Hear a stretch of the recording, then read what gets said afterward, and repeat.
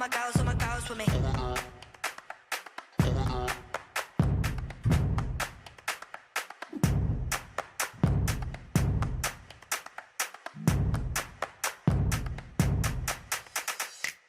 Good quick hands here. Breach up against Singh. That's magical from Jess Breach with the footwork, looking to try and pace in down the line. Jess Breach steps inside. That is majestic from Jess Breach. The bonus point score.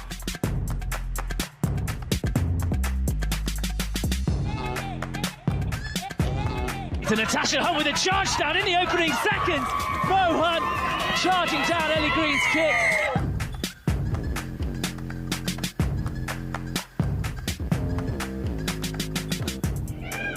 Rowland fizzes one out again for Abby Brown. Very evident in the last few minutes. Oh, it's Emily Scarratt with a step on the fed, and there is the fourth try.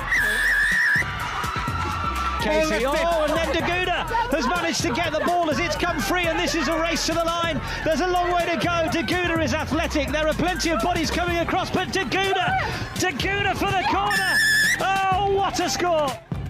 Blackburn, oh, it's been picked out. It was brilliantly spotted by Lisa Newman, and she will race to the line for Sale Sharks. As the Chiefs look to come to the right again, oh, and it might have been the chance for the breakthrough. Emily Jeffries showing to the right and then careering under the post. It's brilliant from the flanker.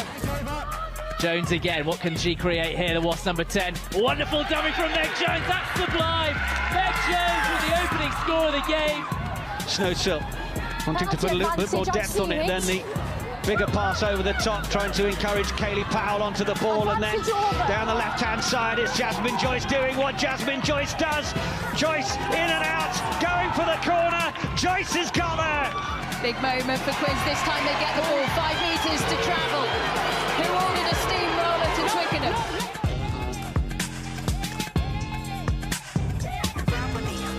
My girls with me.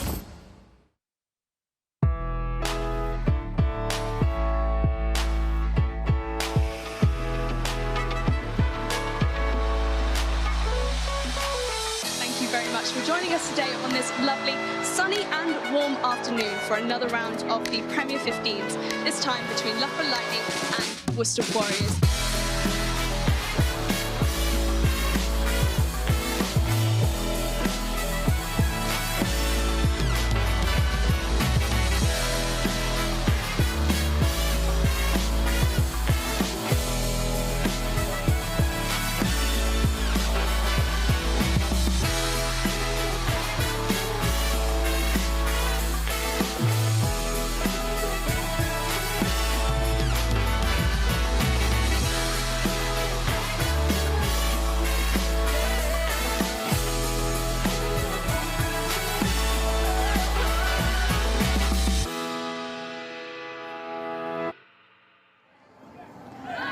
Good afternoon and welcome to the Allianz Premier 15's Round 5 match.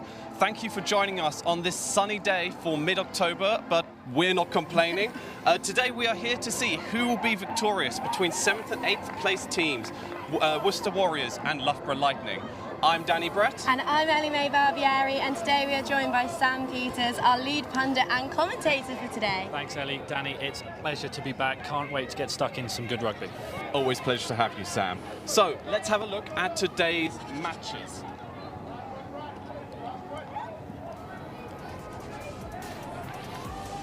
So, starting off today, we have Harlequins versus Bristol Bears at 3, Loughborough Lightning and Worcester Warriors at 4, and Durham Sharks versus Sale Sharks at 6.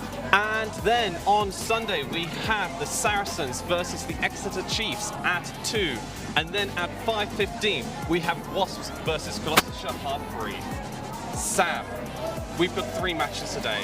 How important are all 3 of these matches? We've got some really good matches, and obviously Bristol Bears beat Quins being the big one. Bristol top of the league, Quins winners last year. They have kicked off. I did have a quick look at the scores just before we went on. It is all tied, so it's all to play for there. But yeah, a lot of other games there as well. We should see, Saracens moving up the table, Gloucester Hartpury really putting it in for there, and Sale DMP. I think that's going to be a really good game. Last week, Saracens played Worcester. Let's take a look at that highlights reel. Round 4 of the Allianz Premier 15s returned after a 2-week break, with Worcester Warriors at home to high-flying Saracens. And on the occasion of her 50th appearance for the Londoners, it was Marley Packer who sucked in the home side's defence to set Lottie Clack thundering up the touchline for the game's first try in the 7th minute, racing clear of the chasing Lindsay O'Donnell.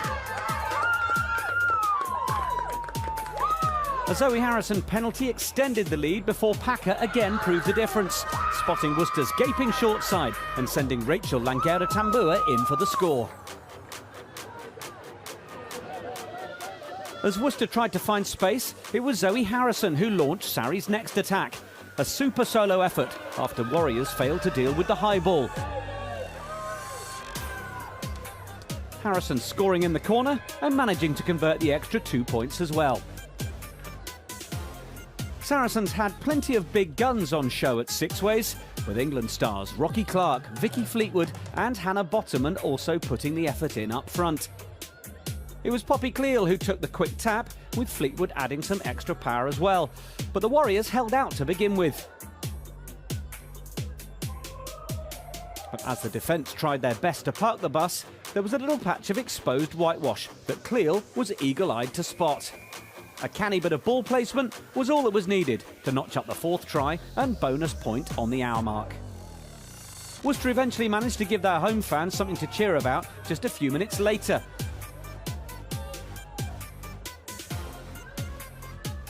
It took the match referee a moment to get the right angle before the try was awarded. Local Worcester University graduate Cara Brinkett coming up with the ball after some concerted forwards pressure. But Saracens weren't done yet. Another rolling maul sapped the energy from the home side as replacement hooker Evans secured a 5th try. Worcester were undone by their own indiscipline at times and will need to tighten things up on the road at Lightning next week, while Sarries completed the job ahead of welcoming Exeter Chiefs. Full-time at Sixways, Worcester 5, Saracens 34. So, Sam, what can Worcester take from that last game? Yeah, there's a lot of positives for them to work on. They came out of the blocks really strong and their defensive units were, solid at times. Obviously, we heard it in the highlights, but there was just a little bit of indiscipline and a few errors. We saw when they were under pressure from the high ball, couldn't quite hang on to it, leaving Zoe Harrison to fly in for her try. But in terms of, momentum into this game, they were... Yeah, they didn't play too badly. Like, they can take their heads up high. Saracens are basically the powerhouse of the Allianz Premier 15s at the moment. Them and Quins have been running it for years. But, Worcester held them tight. And not just the Saracens game, they ran Wasps really tight a few weeks ago. So, in terms of, attack, defence, they've got plenty to work on, but also plenty to be proud of. Awesome. So we also are going to look at the highlights from Loughborough's last game, which was Loughborough versus DMP. Here they are. This weekend, Loughborough Lightning made the journey up to Darlington Arena, ready to face DMP Durham Sharks in round 4 of the Allianz Premier 15s. Loughborough were looking for their first win of the season, and it was 21-year-old scrum half Meg Davey who got them underway and set the tone for the match. Just under 10 minutes later, second rower Iona Outwish showed some muscle and dotted one over the whitewash, marking her opening try of the campaign. The Lightning players found themselves in a very similar position, but this time decided to take the ball wide, and an impressive pickup by Isla Alejandro meant she also got her first try of the season. A disorganised defence by the Sharks gave Loughborough Lightning another opportunity to add up those points, with Canadian flanker Sarah Svoboda taking the glory. The motto must have been, if it isn't broke, don't fix it, because the visitors found themselves in a very similar position less than 5 minutes later. England international Lark Davies, who started on the bench but got on the field in the 40th minute, added to her try tally, and the score was 31-0 at half-time. DMP Durham Sharks were struggling to get a hold of the game, and they could only keep the dynamite that is Detisha Harper away from the try line for 15 minutes. Lark Davies really making her mark in the game and got the double after a confident forward pack propelled her over the whitewash.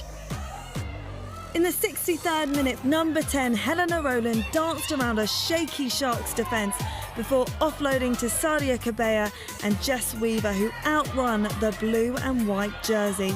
leaving 18-year-old Georgina Tasker to dot down her second ever try for the visitors. A great individual performance from Lark Davies, who managed to get a hat-trick, and they finished with a tally of 9 tries, with an extra 14 points added by Helena Rowland's boot. Their first win of the season complete. The final whistle was blown and Loughborough Lightning won by a massive 59 points, securing the bonus point. Another 2 games to look forward to from these two sides in round 5, as Loughborough Lightning welcome Worcester Warriors and DMP Durham Sharks host Sale Sharks. So Loughborough Lightning thrashing DMP last time round. How do you think they can continue this momentum into this match? Yeah, I think it was really important for Loughborough to get that win on the board, and a bonus point win at that. You know, 5 points is always 5 points, no matter who you're playing, top of the league, bottom of the league. But they put emphasis on getting the basics right. You saw good handling. You know, their set pieces were very strong. We saw in the highlights 2, rolling maul tries, which from a coaching perspective is exactly what you want to see. You want to see your players, doing what you've worked on so much in training. But in terms of defence as well, absolutely outstanding. To get no points against you is always impressive, and something that I think they'll hope to repeat today. Awesome. Well, let's have a look at what the league table looks like from last week's games.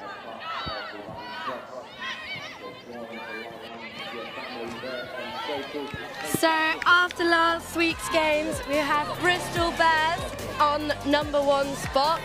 We have Saracens Women's #2, and we have the Harlequins #3 and Exeter Chiefs #4.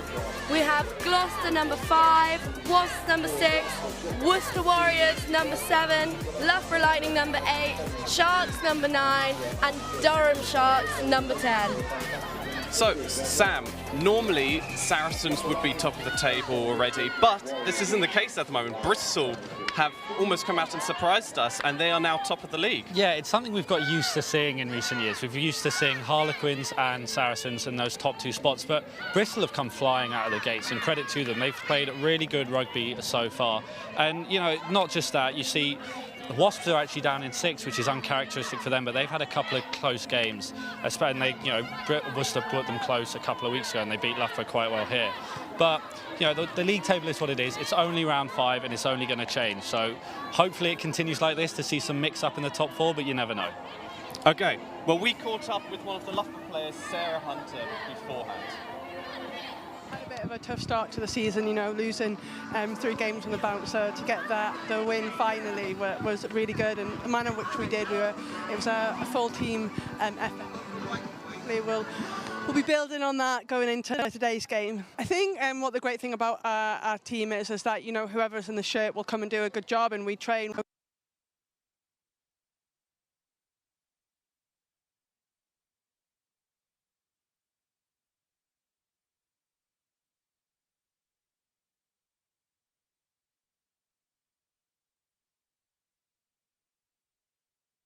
A single score, and it was a home game. They get to score at home, which will be definitely playing on their minds today.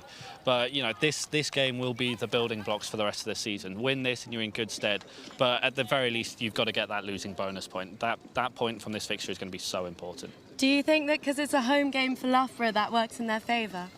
Yeah, I mean, we've seen Loughborough University have been promoting this game as their big match of Freshers' Fortnight, and so we're hoping to get a quite sizable crowd. I've heard numbers thrown around of between 500, 1,000. Yeah. Who knows? They're students; they could still be in bed.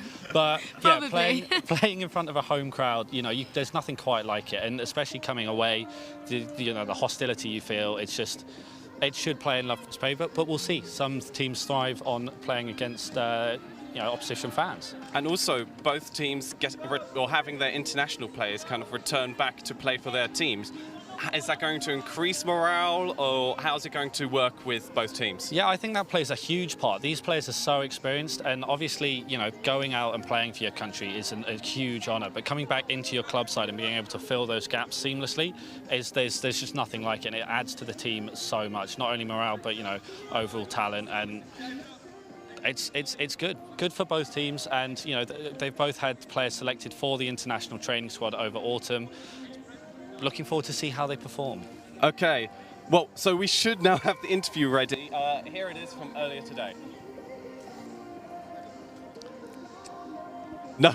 We still don't have the interview. Okay, well, let's go on about the players and their statistics, kind of. So first up, we have the Worcester player, Karis Phillips. Yeah, Worcester captain. She's been really instrumental in the Worcester campaigns, not just this season, but in previous seasons. She's so experienced and just leads that pack so well that, you know, having a player of that experience and just that team leader really helps the side.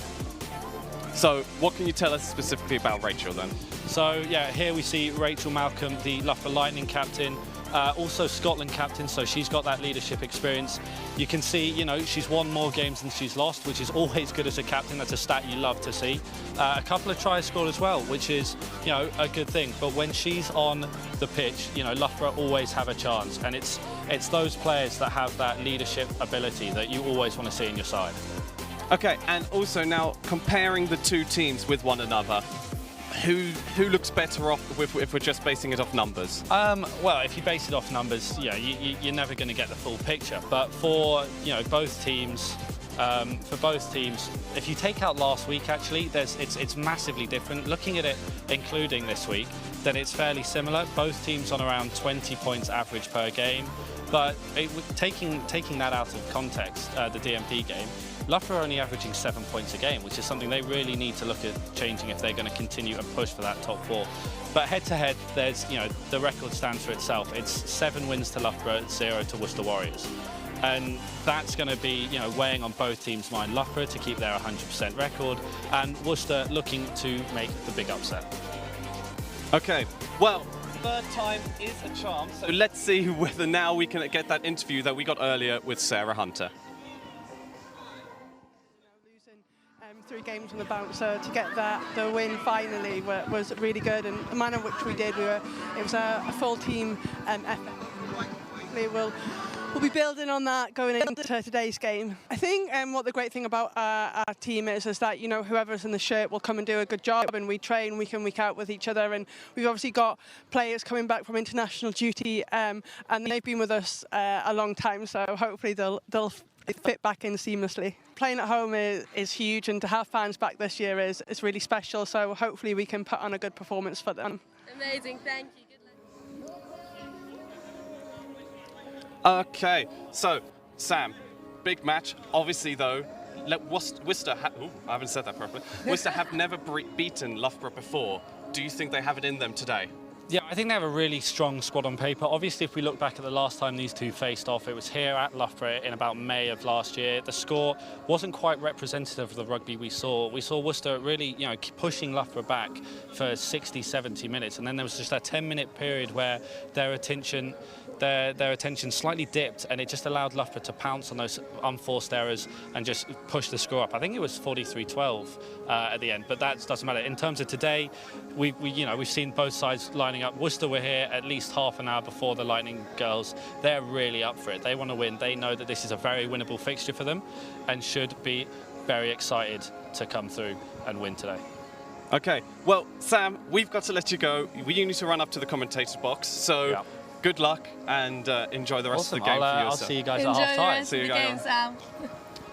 So, Ellie, obviously now we are back into non-COVID times, I guess. Yeah, How crazy. great is it going to be that we can finally have a whole load of fans here? I am so excited. I've been here for 4 years watching every big game, and when there are fans, it's the most amazing atmosphere in the world, and it's also a really, really good event for the freshers because it's, as Sam said earlier, being advertised as Loughborough's big match for their freshers fortnight week. So it's nice for the freshers to have an event that doesn't just involve drinking alcohol.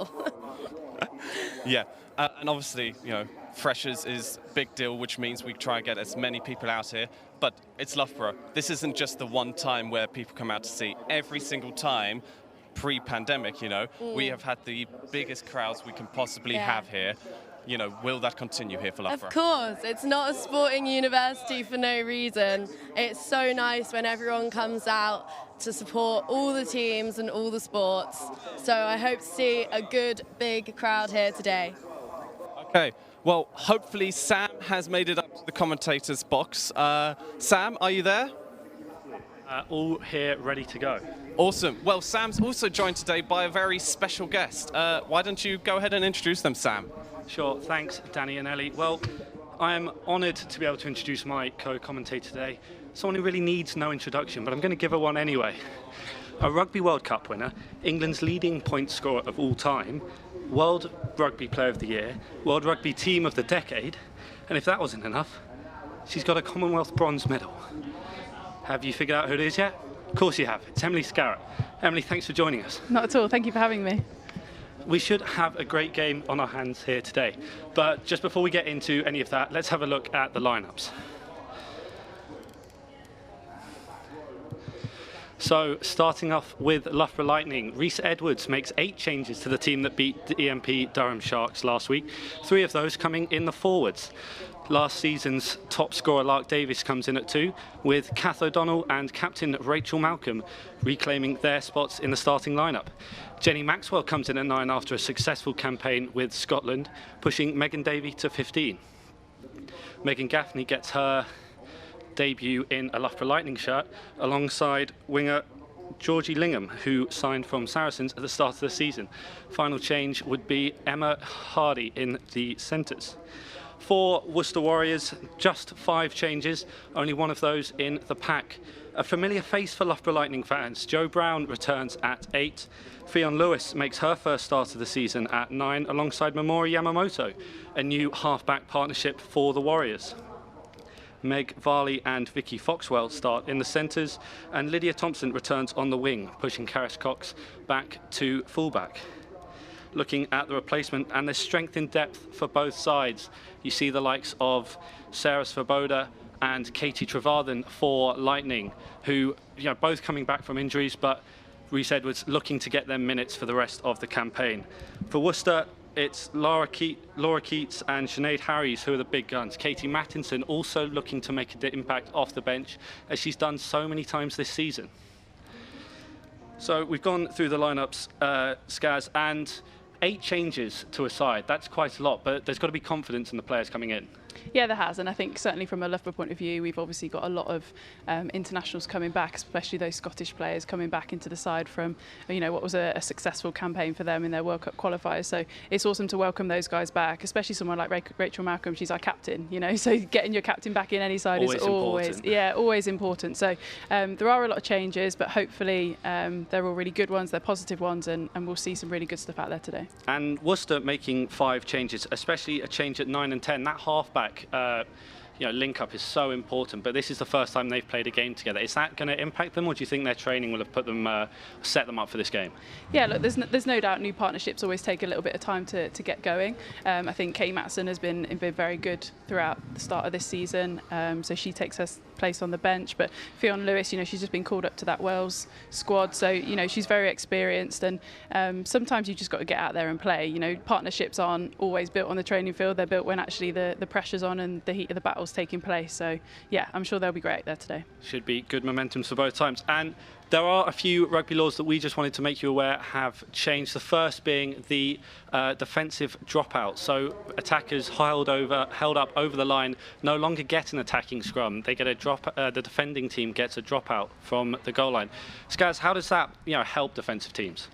Well, it's kind of yet to be proven a little bit, I think. Obviously, from an attacking point of view, you get held up over the try line. A scrum is quite often a nice thing because you're not far from the try line still, whereas actually the team that then kicks the ball out to you still have a really positive attacking opportunity. I think what we've seen is actually those first collisions have always taken place on and around near the 22. So, it's kind of a race back to the 22 as fast as possible. So I think both sides will have their plans and their own ways of doing things. I'd love to see people reacting a bit quicker to that stuff. Can we take a quick one short? Is the space long and create a foot race? I think they've been quite slow and structured so far, so I'd love to see that bit sped up a little bit. And so obviously that's an attacking, a defensive law change. But for the attack, the 50-22 rule, kicking it from inside your own half and putting it out, having bounced inside the 22, means that you get the put in. So how does that change, the attacking mentality of teams? Yeah, I think, look, from a defensive point of view, obviously you have to manage your backfield and make sure that there aren't, very obvious spaces on those edges for good kickers to kick to. I think Helena Rowland certainly for Loughborough has got one hell of a boot on her, so she'll definitely be looking for those. Obviously, if you can transition from your half to having a line out in the opposition 22, that's a massive play if you can get it there. So yeah, big plays to come hopefully. Now, obviously, we have spoken a bit about the crowd, but it's starting to grow here at Loughborough University, and they are looking forward to this game. It looks like we'll have Loughborough Lightning getting us underway. A big match for both teams, 7th and 8th, looking to get points on the board. Can I get an early prediction? Well, look, you're not going to get anything other than a Loughborough win from me, are you? But yeah, huge match in the context of the season. Both sides have gone well early doors and excited for it. Well, as we said, it's Loughborough to kick off, and it's Helena Rowland with the high ball, but it's a good attack from Worcester straight off the bat, looking to set this tempo early. Big tackling, Loughborough up quick already, looking to just, let Worcester know that they're not going forward anytime soon. Oh, and straight away, it's a Loughborough penalty, just bodies over the ball.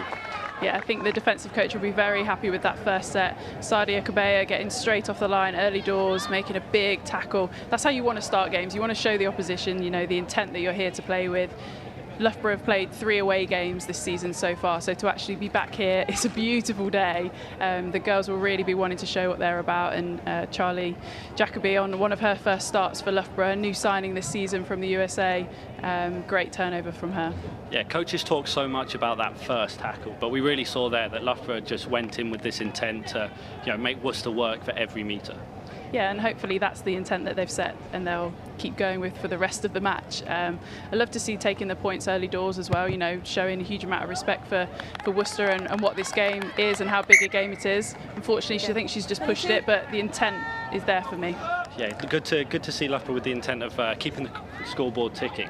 But now Worcester with 22 dropout. Long flat ball into the Lightning half, well controlled by Helena Rowland. A little bit of footballing skills there. She's got numbers wide. Rachel Malcolm swallowed up on the ring. Ball just pops out. Worcester have now the advantage. Yamamoto out to Cox, who's tackled well. And Worcester just securing this ball and looking to get some phases going, but it's a good offload to Alicia Washington. Not coming. We've got the scrum advantage back there for you. And Worcester just no advantage coming from a Loughborough knock-on, but good attacking prowess from Worcester. Yeah, it's a great tackle by Lydia Thompson, isn't it?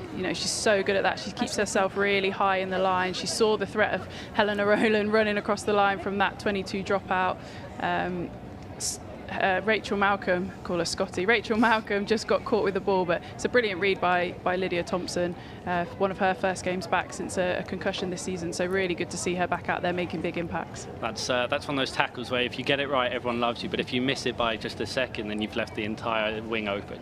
Yeah, exactly. And I think it's something definitely for Loughborough to keep an eye on. Lydia does like to come high and make those big shots, and she's incredibly good at it, but I think Helena, with the capabilities that she has, if she could perhaps throw one over the top of her, really release our outside backs, Megan Gaffney, Georgie Lingham, they've got great running opportunities down those wings, especially on a dry track like today. Yeah, and even just speaking about that 50-22 rule, if you know that Lydia's going to run all the way up, then there's space in behind that you can just look to exploit. Yeah, of course, and I think certainly, as we said about intent and coming out early doors, there's always an intent to have good field position as well, and certainly from kicks like that, Helena's a very good footballer. She can definitely ping the ball 60 metres back over your head, so I'm sure Loughborough will be keeping an eye on the territory battle as well. Well, we've been talking about Loughborough, but it is a Worcester put-in at this scrum, and they look like they've got something planned. A full-back behind the scrum, Lydia Thompson just lining up Megan Gaffney. But Worcester get the free kick. Loughborough just too excitable, wanting to get going early. Katie Matterson makes some metres, but Lydia Thompson tackled on the 5. Washington with a big carry. Loughborough up quickly again, but she'll continue to make yards. Lewis out to Yamamoto, comes out the back, it's Varley. She's on her own, she's just brought down by Kabea. And an excellent tackle it turns out to be, as Varley just loses the ball forward. It's good intent from Worcester, isn't it? I think we can see perhaps their game plan. We've spoken about the dry day a lot, and obviously the 4G pitch, it kind of encourages that quick running rugby game. And the first opportunity Worcester have there, they're trying to come out the back, they're trying to get their wide players on the ball, lots of space, lots of opportunities for players to take people on one-on-one. So, you know, both sides potentially showing a similar intent to play from an attacking point of view. So we could be in for another Queen's Bristol if anyone saw that last night. What a shootout that was. But here, you know, we can already see Lydia Thompson just sitting back, waiting for that ball that could potentially go over her head. But these two forward packs pretty evenly matched. If you look at the stats, they've both been pretty consistent and wanting to go forward. As that one just collapses and they'll reset. I think they're definitely two very proud forward packs. I think, yes, certainly, you know, some of the players within those packs and some of the quality, any scrum, any line-out, any maul opportunity, the stuff where they can really puff their chests out, they'll certainly be wanting to do that. Yeah, both sides with new signings in their packs. Obviously, Alicia Washington over from the US, and Sadia Kabir, who was Wasps Young Player of the Year, coming over to Loughborough. Big signing. Yeah, huge signing, and she's been brilliant. I think for such a young player, she hits really, really hard. She's probably, you know, punches above her weight in terms of her years from that point of view. But Alicia Washington as well has been brilliant for Worcester. Really enjoying, I think, being over here playing some rugby. Yeah, 2 tries and 4 starts for Washington, but it's the Loughborough scrum who have got the better of this contest, and they'll just move it forward, waiting for that advantage. Now it comes out, Maxwell to Rowland, who puts boot to ball, and she's just misjudged that, and that's going to come all the way back. It's a tough one for those forwards standing up, isn't it? They've just been charging forwards in that scrum. Yeah, I think this is the right call from the referee. I don't think there were any infringements. It was just Loughborough being able to go forward in that scrum, so kind of ball had to be played. But yeah, look, Helena will be disappointed with that. I think it's the right idea. I think there's a lot of space down there, and as I say, she's got a hell of a boot on her. As Loughborough steal this lineup, Lark Davies recovers it. Maxwell now out to Scotty. You got it in my head now. Rachel Malcolm. No, it's fine. I'm sure she'll enjoy it. But now Roland back to clear. Good boot to the ball. Straight down to Vicky Laughlin, who will look to run with this one. Plenty of meters to be made, and she'll find them. As now Worcester get players over the ball to secure it. Out the back it comes. Yamamoto, long pass to Varley. Got Foxwell on her inside. Good tackle by the Lightning defence. As now Worcester look to use their pods. Phase play is, you know, it's all about patience from them from here. As now Yamamoto again out the back. Varley will have a run, chooses not to use her number, and now Laughlin's got the ball in some space. Brought down well. Georgie Lingham using the touchline as another defender. But now Worcester looking to use their backs again. Big tackle in the midfield. Lark Davies getting all over that one. So now Washington looks to fend, but just not making any meters.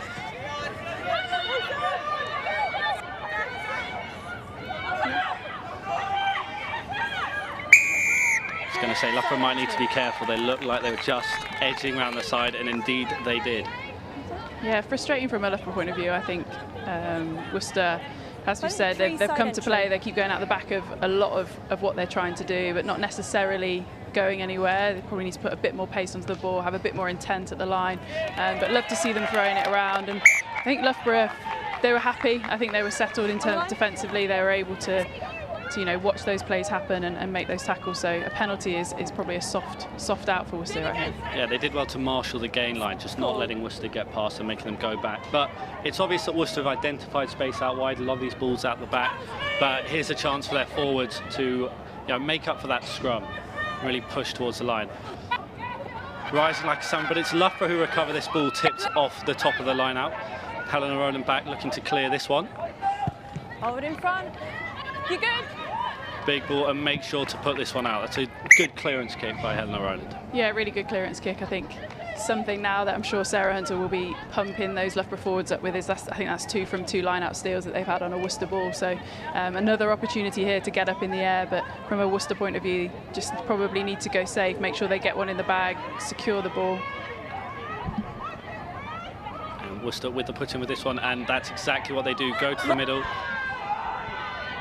Loughborough trying to, make them offsides, but they're not going to fall for that one. There's a good counter-ruck down the middle, and Loughborough looking to turn this one over. They've got bodies over the ball, but Worcester will secure it. And now look to go through the faces. But Sarah Hunter up quickly again, making that first up tackle.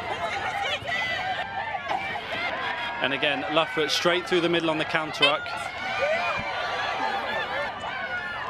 Big turnover. Rowland with the dummy, throws it over the top. They've got numbers. And now Megan Gaffney with her first touch of the ball in a Lightning shirt, and it's a very positive gain. It's now Malcolm out the back to Rowland. Flat ball, Sarah Hunter. But now Loughborough really playing jouet rugby. You love to see these little offloads, and Loughborough doing it really well. But there, Maxwell, flat ball to Rowland, and Loughborough really making territory.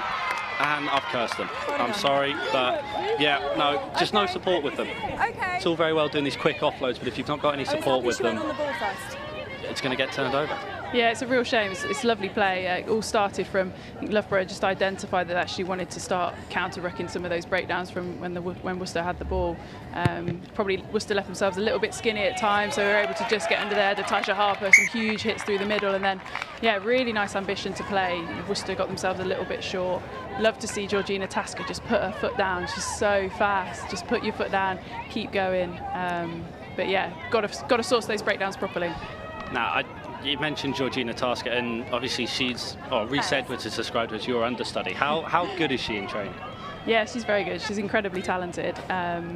She's got a very, very good pass on her that probably is beyond her years. And as I say, she's a hell of a lot faster than I am. So with the less matchups we can have against each other, the better. But she's still so young. This is what I forget about a lot of especially the backs at Loughborough, is they're still so young. So opportunities like this for them to be out here playing in front of good crowds, good opposition is priceless for them. Worcester with the throw-in at the line out, just not straight, and Loughborough choosing to clear their lines and just get the ball away from the danger areas. Yeah, I think Loughborough spent quite a bit of time, haven't they, in their own half, so an opportunity to hopefully try and clear the halfway line at least off this attacking play would be really positive. Spoke about territory and how important that is. Yeah, 10 minutes into this fiction, it's really been back and forth, but I think Worcester are just starting to get the upper hand as now. Oh, I beg my pardon, it was a penalty Loughborough put in. Goes to the back, Sarah Hunter rising like a salmon, plucks that one out of the air. Rowland now looking for a bit of a move, there's space.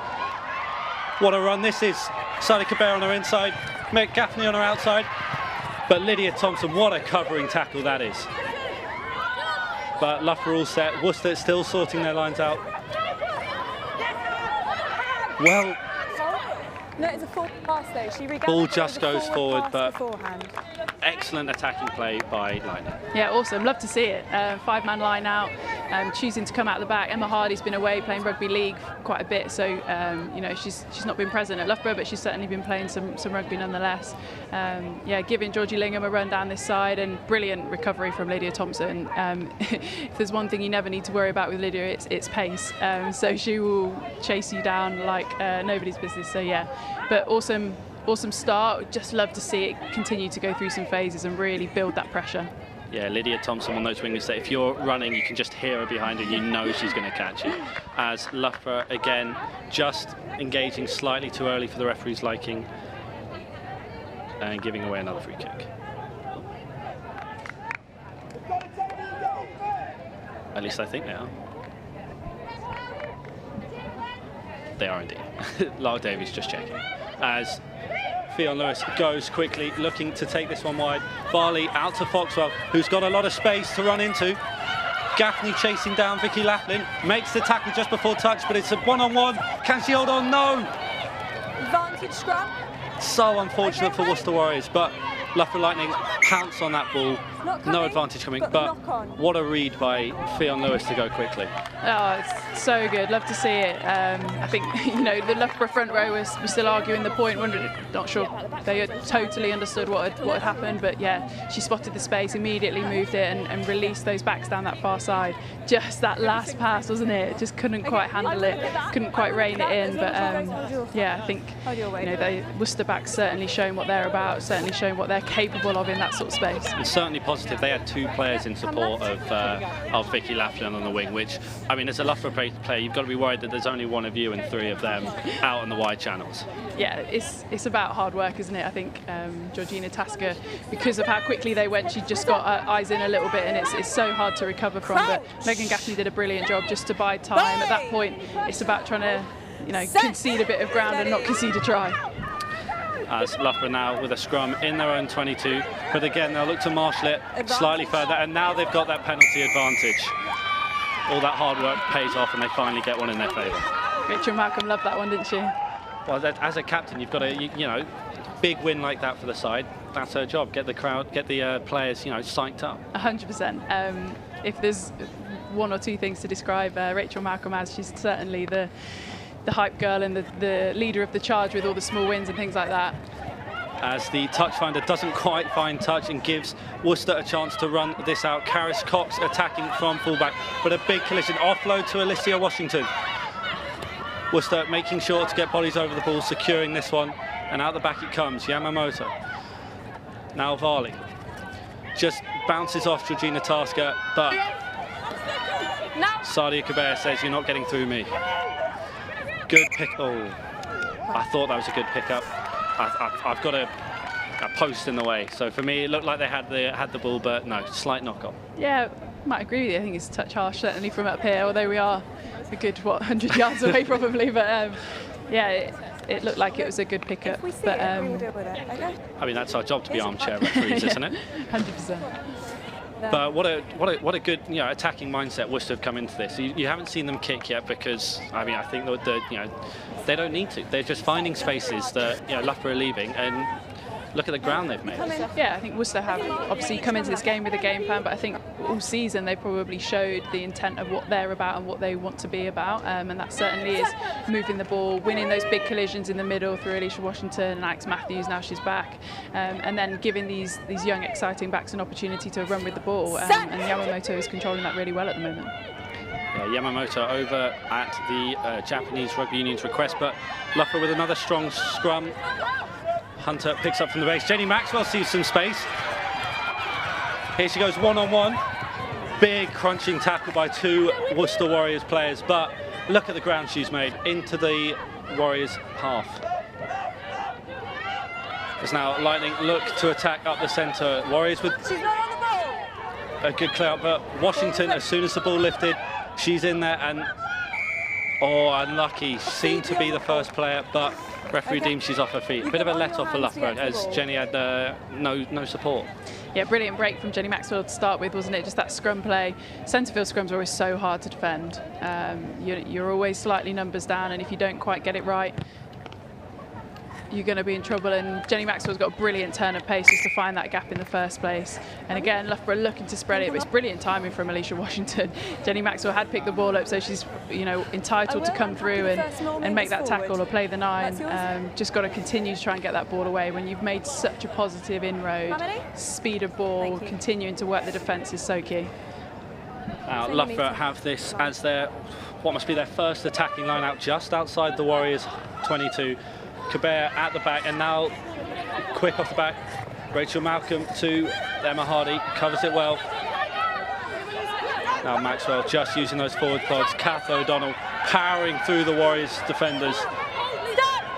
It's the pop and go. Charlie Jacoby with a positive carry. And now Sarah Hunter takes 2 Warriors players to bring her down. And Loughborough just using the forwards here. And now out the back. Eleanor Rowland, Emma Vardy looking for that space, but it's not coming. And Loughborough just using the phases well to their advantage here. Tisha Harper out to Charlie Jacoby, more meters made, but it's just knocked on in the tackle. And what looked to be a positive phase building, just a little knock on, and it's all over.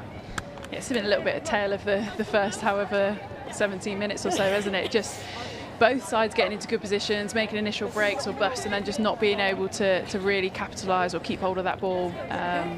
I think Loughborough are making great inroads initially through that route one, if you like, using those forwards round the corner. Some fantastic ball carriers. Kath O'Donnell never takes a backward step. But again, it's just a frustrating ending, and I think both sides will reflect on that and hopefully try and fix that up going forward. But a big opportunity for the Loughborough scrum here. Obviously been dominating most of the scrums so far when they've been engaging on time. And here, Worcester managing to hold on to this one. Scrum just turning a little bit, but it'll come out to the Warriors' backs. Big tackle, but they release Vicky Laughlin. Brought down by a great covering tackle by Jenny Maxwell. Now it's Worcester's turn to look to go through the phases, just building through the forwards. As Karis Phillips just looks to add that extra guard in, as Fionn Lewis sets up for the box kick, decides against it, looking to attack Loughborough's blind side. But this time she's a little bit more set, just outside her 22. It's a good clearance kick, well covered by Lightning, and now Helena Rowland's got some space to run into, chooses not to run it, goes for the kick. If this bounces, oh, is that a 50-22, I see? Love to see it. No. Oh, ref. That's a shame. Well, you can see Helena's going mad in the backfield, and rightly so. Yeah, that should be a Loughborough throw, and evidently just not picked up by the refs, but Helena choosing this time to run it. Big tackle by the onrushing Warriors player, but just high. And now I'm sure the Lightning players will have a word. Inside the half. She caught it. She was at the half. It's okay. Don't know if you can pick up the ref mic there or not, but yeah, I think Rachel Malcolm and Helena Rowland just making the referee aware that actually Loughborough had caught it in their own half. Fantastic kick by Helena Rowland. I think, look, it's tough for the referees. They have so much to look at. I think, the touch judges and the assistant referees have really got to, it's a new rule. It's a rule that as backs we get really excited about. It's something we practice. So, we've just got to make sure that where possible we're trying to see as many of those as possible, because for Helena that's a fantastic skill execution from her that's not quite been rewarded. The referee was quick to just admit that she may not have seen it, and that's what you like to see from referees. They know they're not always perfect. It's good to see, they are human. Oh, 100%. Like, as players, we don't go through games and not make any mistakes, so we can't expect the same from referees. But a huge kick to touch from Helena Rowland there, more than making up for that. And now it's another attacking Loughborough line out.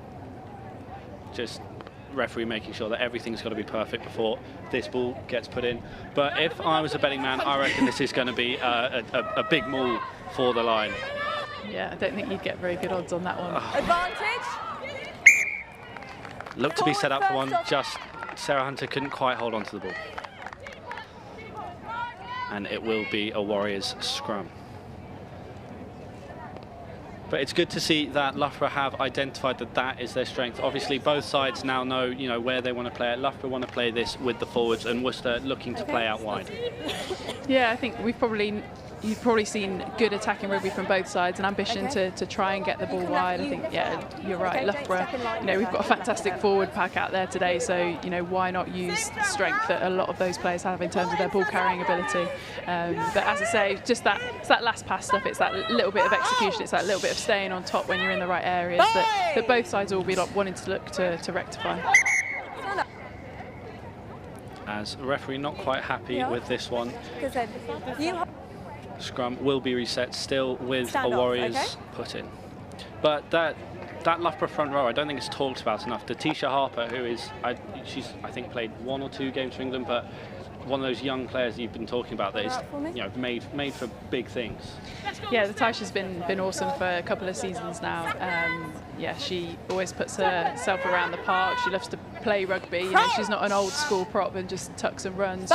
She likes to play, and she likes the attacking side of the game as well, as much as she loves the dark arts of scrummaging. And now the scrum is underway. Finally, Worcester picking up with Jo Brown at a big covering tackle by Rachel Malcolm. Now Washington playing the role of 9. Worcester just making their way slightly infield, improving the angle for what you'd assume is a clearing kick coming. And it is just making sure that one don't want to get caught on the counter.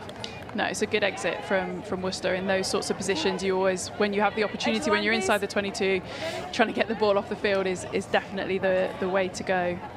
But obviously not a huge kick, so a really good attacking opportunity again here for Loughborough. Sarah Hunter just rallying the troops, making sure the call is the correct one, and hopefully can launch a good attacking platform from here. This is Loughborough's 5th line-out of the day. They've only lost one, and that was just due to a slight mishands. But what Worcester expecting them all didn't come out the back with Rachel Malcolm. Emma Hardy with a big run into the Warriors 22. Now Iona Antuis with the carry. Extra roll on the floor. But this is another rule that's recently brought in that players are still getting to grips with. That extra roll on the floor. You used to be able to do it, now you can't.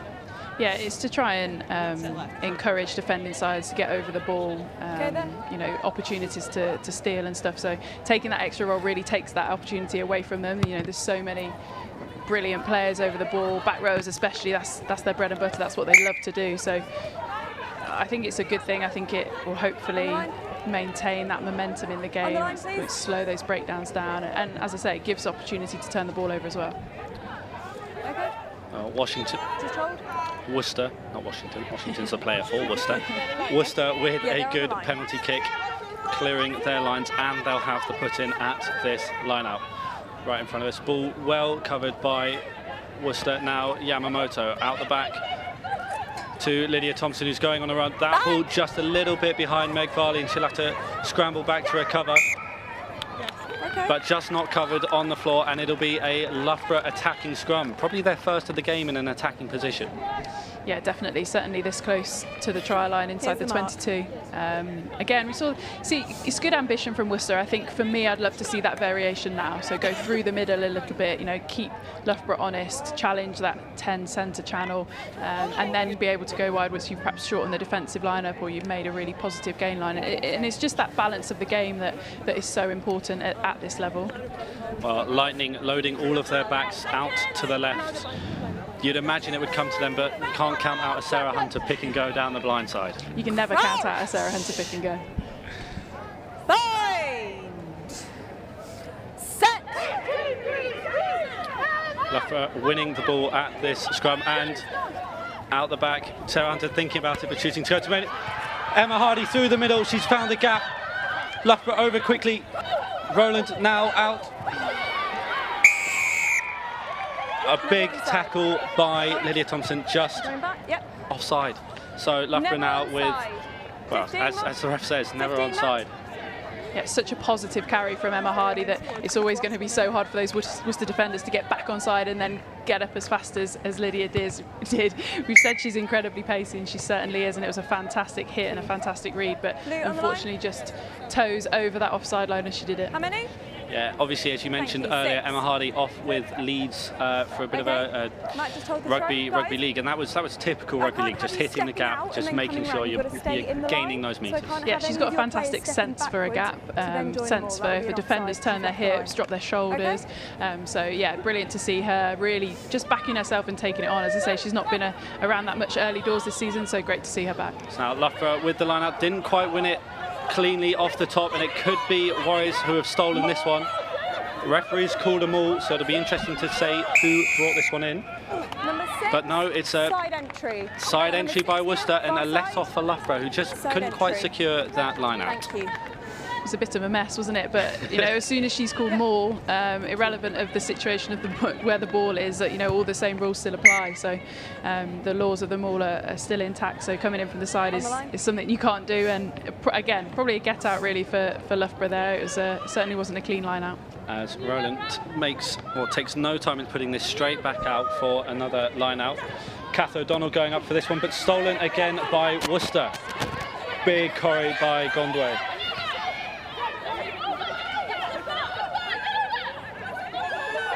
Now Worcester making sure to secure this ruck, giving space for Yamamoto to clear her lines, which she does.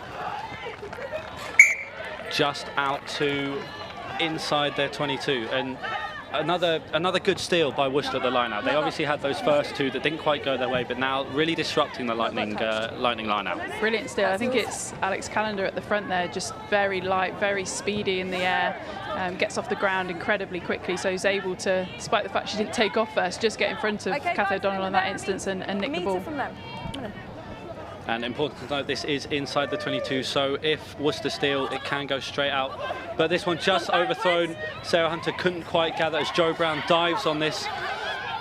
And Worcester now with numbers wide. Yamamoto out to Varley, gives it to Foxwell, who looks back inside for Lydia Thompson.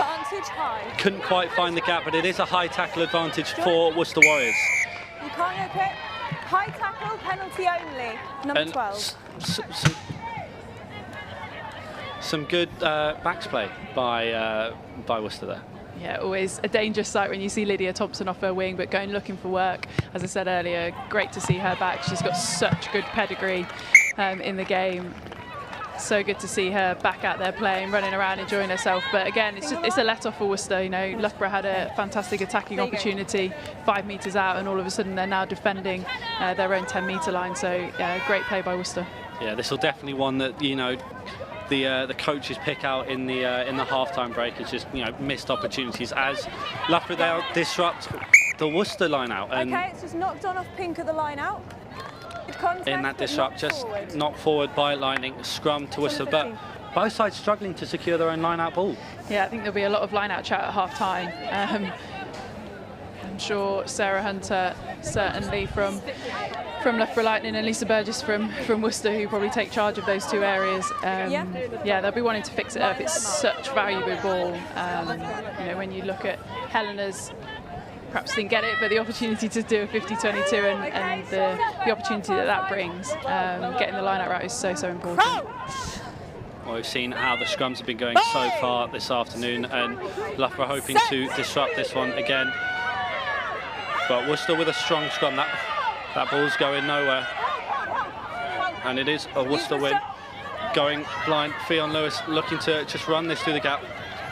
Lovely step on Sarah Hunter, who just goes flying. It's now that ball just forward in the tackle. And a little bit scrappy, but good intent from Worcester there. Yeah, good intent. They did well actually to get that ball out of the scrum. It looked like they'd missed the strike.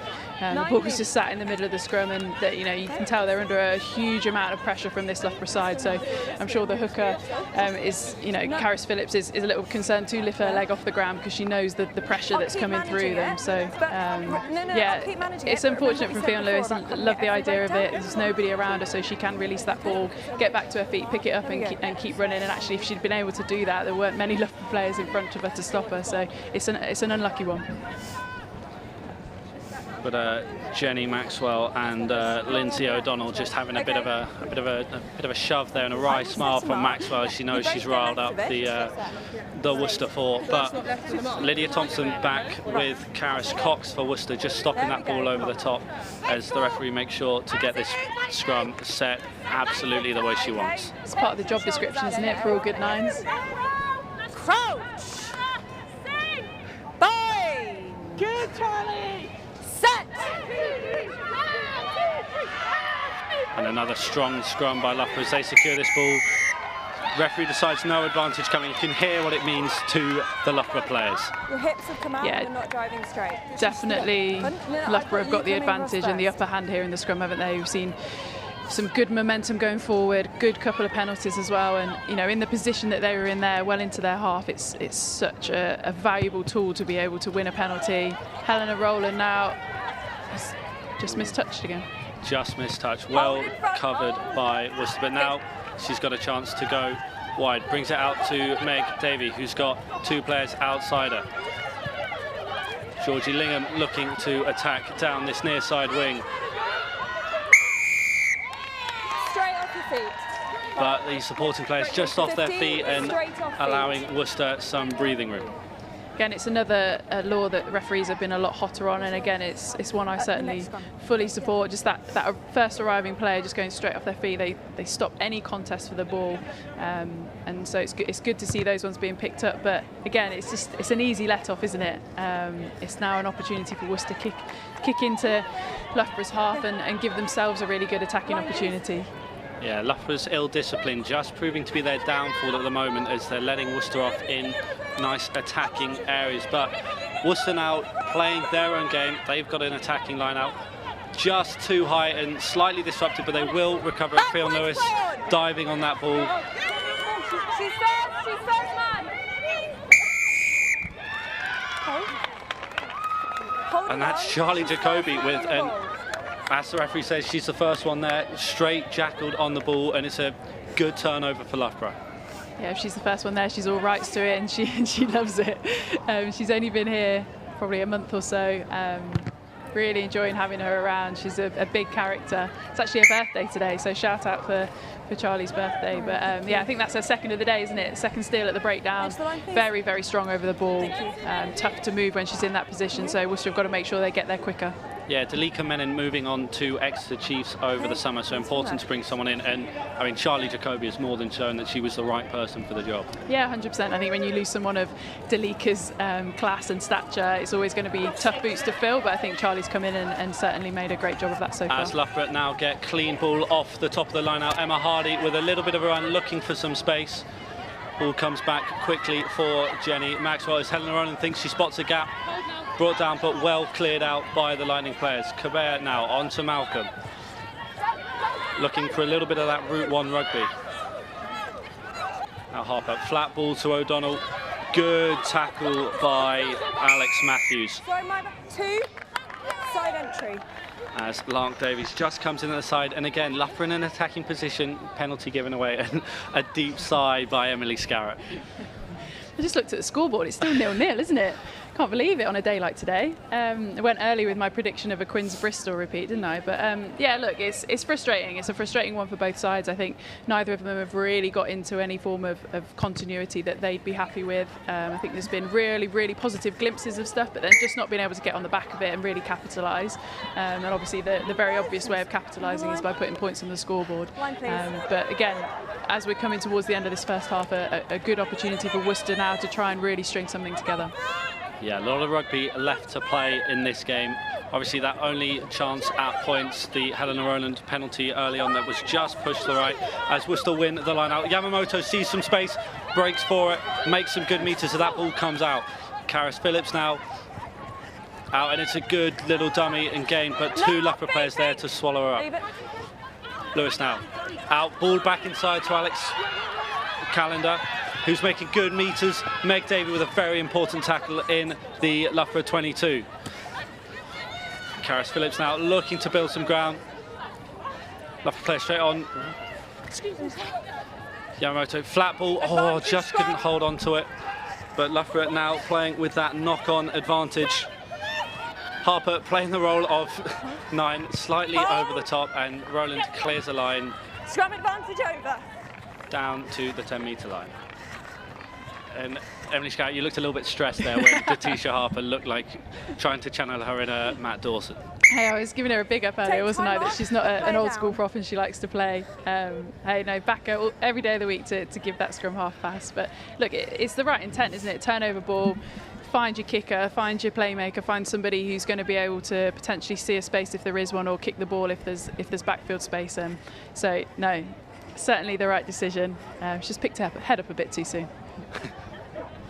Should be hearing about that one in training next week. But as we've said, very, very sort of cagey start for both sides. Obviously, good intent going forward. Just, you know, the execution not being quite there. Yeah, and Worcester had got themselves into a really positive attacking opportunity there. You know, they're good carries, positive contacts, clearing the breakdown really well, and then it's just they get to that point where it's a pass just slightly behind somebody. It's really hard to take.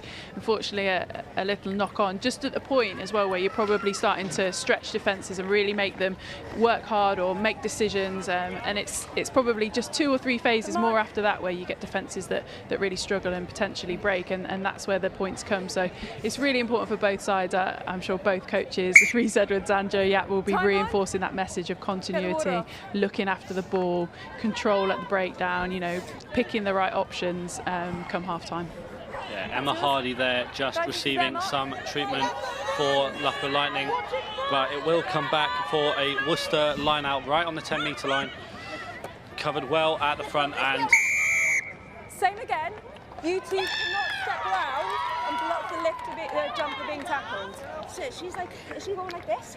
Yeah, they're coming round you and blocking these guys getting on the ball. Penalty on the 15. I mean, that's great from the referee, explaining exactly what's going on there. Yeah, explaining it exactly to them. I think obviously Alex Callender just wanted a little bit of clarification there, just to make sure that it's obviously happened twice now, that it doesn't happen a third time, because it's such important ball.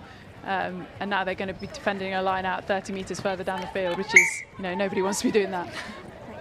Aim of the game, keep the ball and score points. Can't do that if the other team have the line out. But again, another Loughborough line out in the Warriors half, and we'll see how the execution goes. I wish I could call it at this point, but it's 50-50. Clark Davies with the injection. Sarah Hunter covers well. Quick ball off the top. Maxwell out to Roland.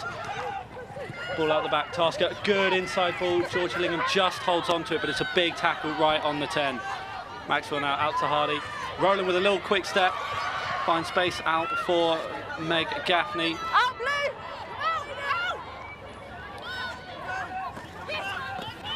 Big run by Rachel Malcolm. Big collision in the centre. Flat ball out to Charlie Jacobi, who makes more ground, and Loughborough just looking to attack that Worcester 22, but Well, she's got on the ball. 5. We don't need that. Referee just making sure Jacobi knows what she's done. It's that little roll again.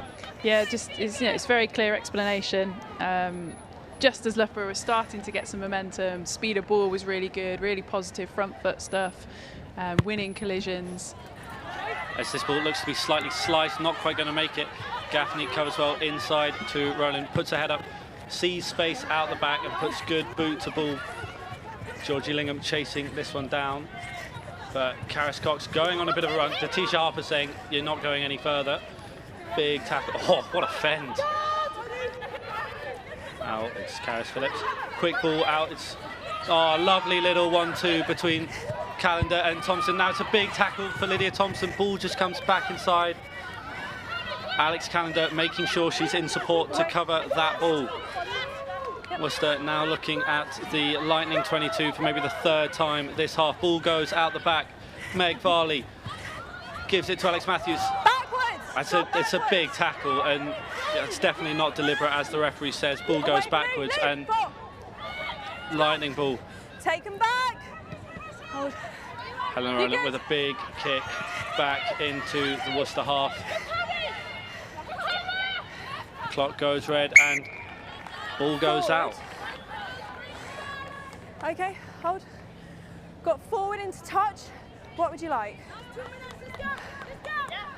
2 minutes left. I apologise. Our clock says red. Ref has slightly different, but that's the way rugby is, all the stoppages. We can never quite keep up, as we're going to take time off for a Worcester player receiving some treatment. But again, lovely back and forth. Worcester doing incredibly well, and then just a big open field tackle where the offload just wasn't there, but it was sort of forced. Yeah, I think Worcester have created some really good opportunities on the edges. I think they had 2-3 player overlap there, but they just weren't able to make that last pass. I think it's a good defensive read by Emma Hardy, I think it was. And those ones always look really dodgy, because it looks like you're kind of obstructing and getting in the way, but actually Emma Hardy has all rights to the ball as long as it's going backwards. So a really good intervention from her. But if Worcester can just hold their feet a little bit as that second, third player in from the touchline, there's a lot of space on those edges to release their wingers. And Loughborough similarly, you've got to go and stop it, or you've got to ease off and cover the space on the edge. And I think a little bit at the moment they're in two minds as to which one they want to do. So just making sure that gets fixed up. But again, 2 minutes now to half time. If either team can put something on the scoreboard, it changes slightly the dynamic of a half-time chat. Yeah, exactly. Rachel Malcolm just making her way over to have a chat with the ref, but from what you predicted, it's a high-scoring affair. This has turned into an absolute sort of slog almost. Yeah. But, yeah, a lot of time for both teams to score, and a lot of things for the coaches to come in at half-time with. Yeah, and I think the most frustrating thing is obviously being sat up here. I haven't really thought thought that either team has looked like scoring either. You know, they've done some good things and they've built some phases, but I wouldn't necessarily say that either team has really pressed and are unlucky to be nil on the scoreboard. So yeah, I think there's definitely some fix-ups at half-time. Yeah, Loughborough with those 2 opportunities earlier on the 5-metre line from line-outs, they just couldn't recover. But now a Lightning scrum right on the halfway, and a big shove coming from Lightning. Maxwell chooses to go out the back. Another run by Emma Hardy. Quick ball, says Jenny Maxwell, and now it's coming out to the backs. Helena Rowland looking to make a little bit of a run. Almost said Rona Lloyd, but she's no longer with Lightning. Jenny Maxwell tackled, but the ball gets to Kath O'Donnell, who makes a couple of extra metres before going down. Now it's Davies, out to Cabert, who, well, she thought she saw space, but it closed pretty quickly as the Warriors shored up their armour. But penalty advantage, tackler not rolling out the way, and Loughborough now with a little bit of chance to maybe get some points on the board right before half-time.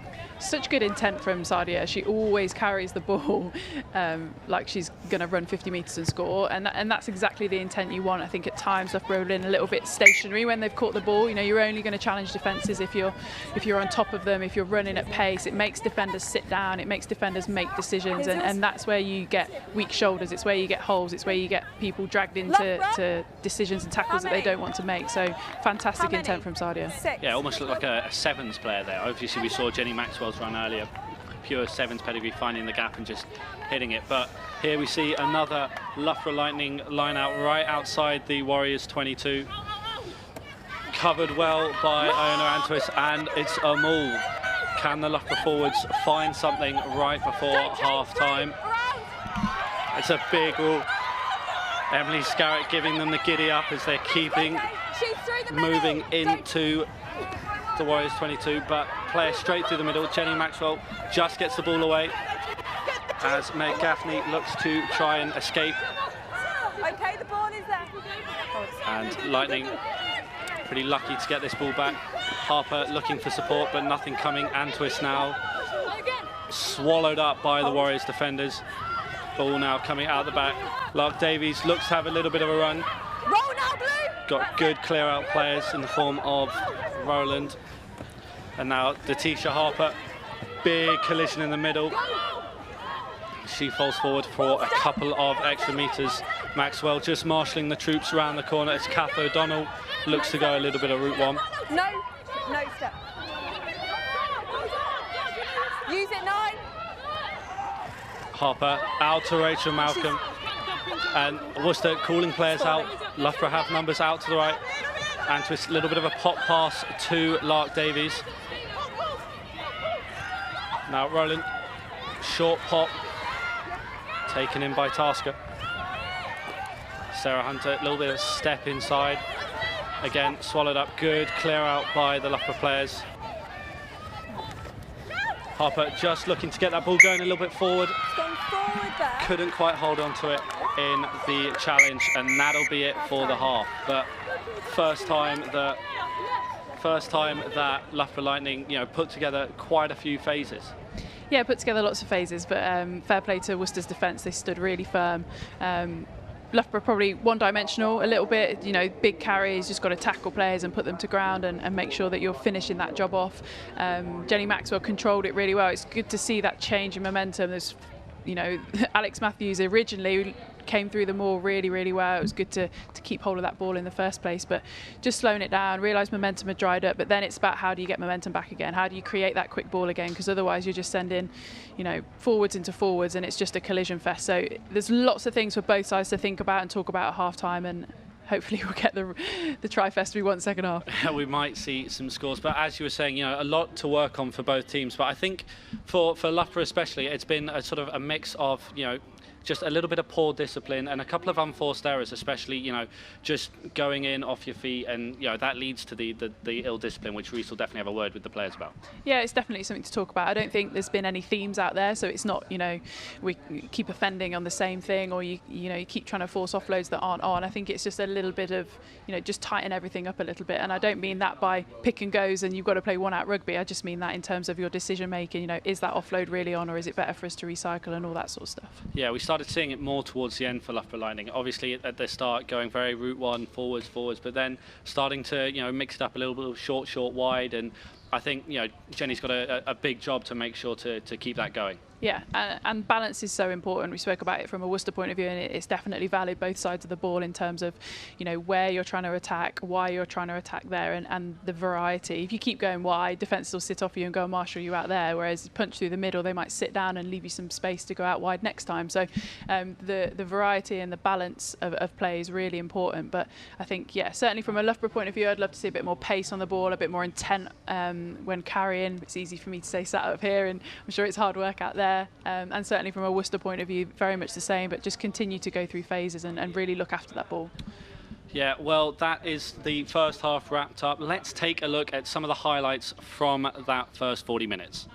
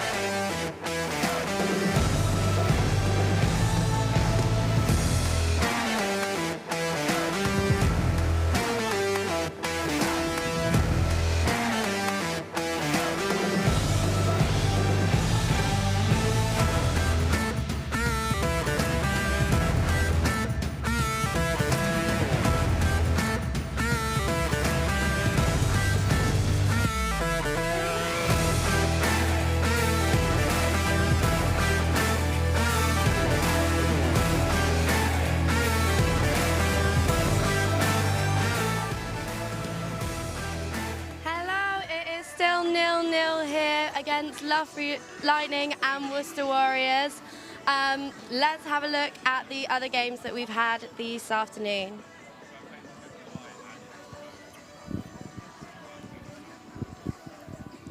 So we've had the Harlequins women's versus the Bristol Bears, and the Bristol Bears are currently winning 24-5.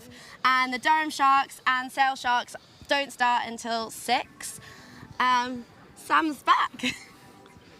Yes, hi Sam, you're back. So, obviously quite a varied first half in how it went. The main, I guess, cause of concern at the moment is the lineups. What's going on? Well, it's been interesting, but before we get into that, just a quick note on the Bristol Bears. That is full time now. Bristol Bears have beaten last season's winners Harlequins, cementing their place at the top of the Premier 15s, which is huge for Bristol, and it's great to see another team getting in there. But on your point on this game, the lineouts have been a little bit of an issue for both sides, not quite firing as both sides would have wanted, but Skaz and I were saying, there's plenty to work on for both teams. And not just the lineouts, there's a couple of set pieces, a couple of little bits of ill discipline creeping in for both sides, which both coaches will look to iron out during this half-time period. Now, towards the midway point, there was a slight mess up with the referee in terms of who had the throw-in. How does that affect a team's morale? Because obviously, refs are human, mistakes do occasionally happen, but how does that affect the team? That's quite an interesting one. Obviously, it's a new rule, which means that everyone's still trying to get their heads around about it. But it's every now and then you have that little bit of luck that just doesn't go your way. But for the most part, Loughborough have had the ref on their side, especially in the scrums. They showed early dominance, and everyone always says the ref is always 52-48, and if you can get on that 52, that's fine. But that's a mistake the ref will never make again.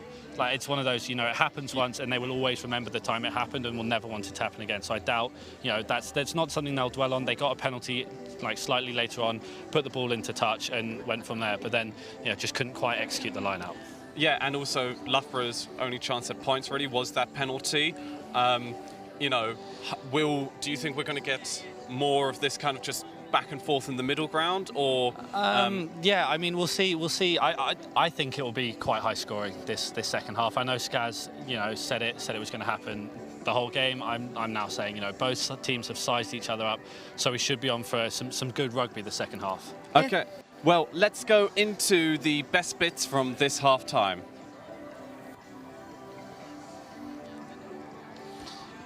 Yeah, so we saw early on, you know, it was pretty much, you know, nip and go for both teams, but Worcester, you know, had that good start. A lot of, you know, up quick tackles for Loughborough Lightning, and Worcester, you know, we spoke about it early in commentary, but they're looking to play out the back quite early. It did change towards the end. You saw a lot of Route 1 rugby, but the earlier you know, chances were for going up the backs. But you know, we saw there a Lightning scrum, and that's something that, you know, they've been really on top of. Their scrums have been, you know, heads and tails almost better than Worcester Warriors, and you almost question why they didn't take one on that 5-metre line instead of going for the maul.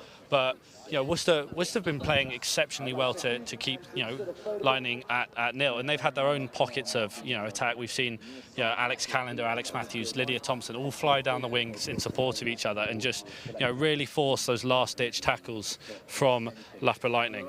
But you know, it's again, you know, we've seen big clearances from both sides and good rucks, but a lot of sevens experience in this Loughborough Lightning team, and you've sort of seen it in the way that they attack the lines. They're looking for that, you know, weak shoulder, outside shoulder, trying to find the gaps in between both the, you know, player and their opposition outside. But you know, it's exactly, you know, right there. You know, Emma Hardy using her experience as a rugby league player, and you know, just again, Lydia Thompson, we said, you know, flying down the wing and could quite make the tackle. Loughborough Lightning player couldn't quite escape, but you know, again here it's another example. Vicky Foxwell flying down the wing, who actually we found out is on 97 points for Worcester Warriors, just 3 points away from becoming a Centurion for Worcester, which is always a huge deal when a player hits 100 points for their club. But again here, Jenny Maxwell using that sevens experience, flying down, and you know, this was one of those times, you know, they did have players in support, but a couple of times when Loughborough were on the breaks, they didn't quite have the numbers to, you know, secure that ruck and ended up forcing turnovers, which is definitely something that Reece Edwards will be addressing. But again, just there, you know, balls coming out the back, just couldn't quite release the ball early. You saw there it was basically a 3-on-2 for Loughborough Lightning, but they couldn't quite get the final product away. So that's definitely something that they will look to change in the latter half of this game. Is there any standout player on the pitch for you today? Not currently. I think both teams are playing exceptionally well as a unit. Obviously, Lydia Thompson has saved Worcester numerous times already with those last-ditch tackles, and Helena Rowland's played she's played a really good game at 10 with Jenny Maxwell as well. You know, facilitating that with the quick ball at 9. But no, I think it's absolutely been a team game for both teams, and looking forward to seeing what will happen in the second half.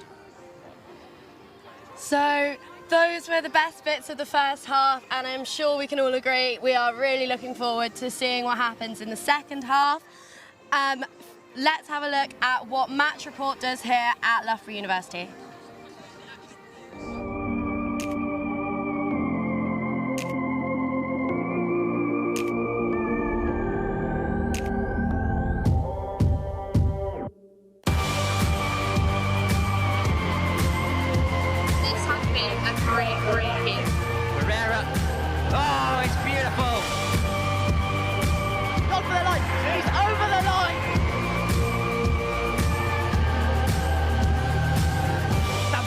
Good save.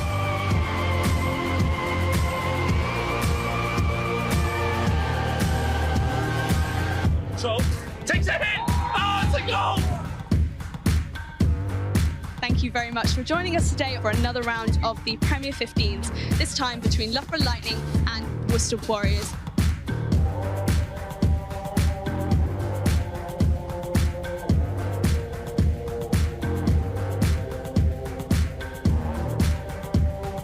I'd like to see a bit more aggression and like make this a spectacle for the crowd, because that's what this is really about.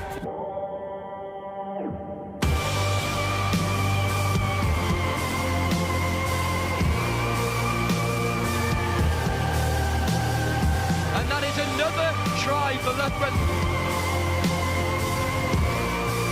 That is another try for England.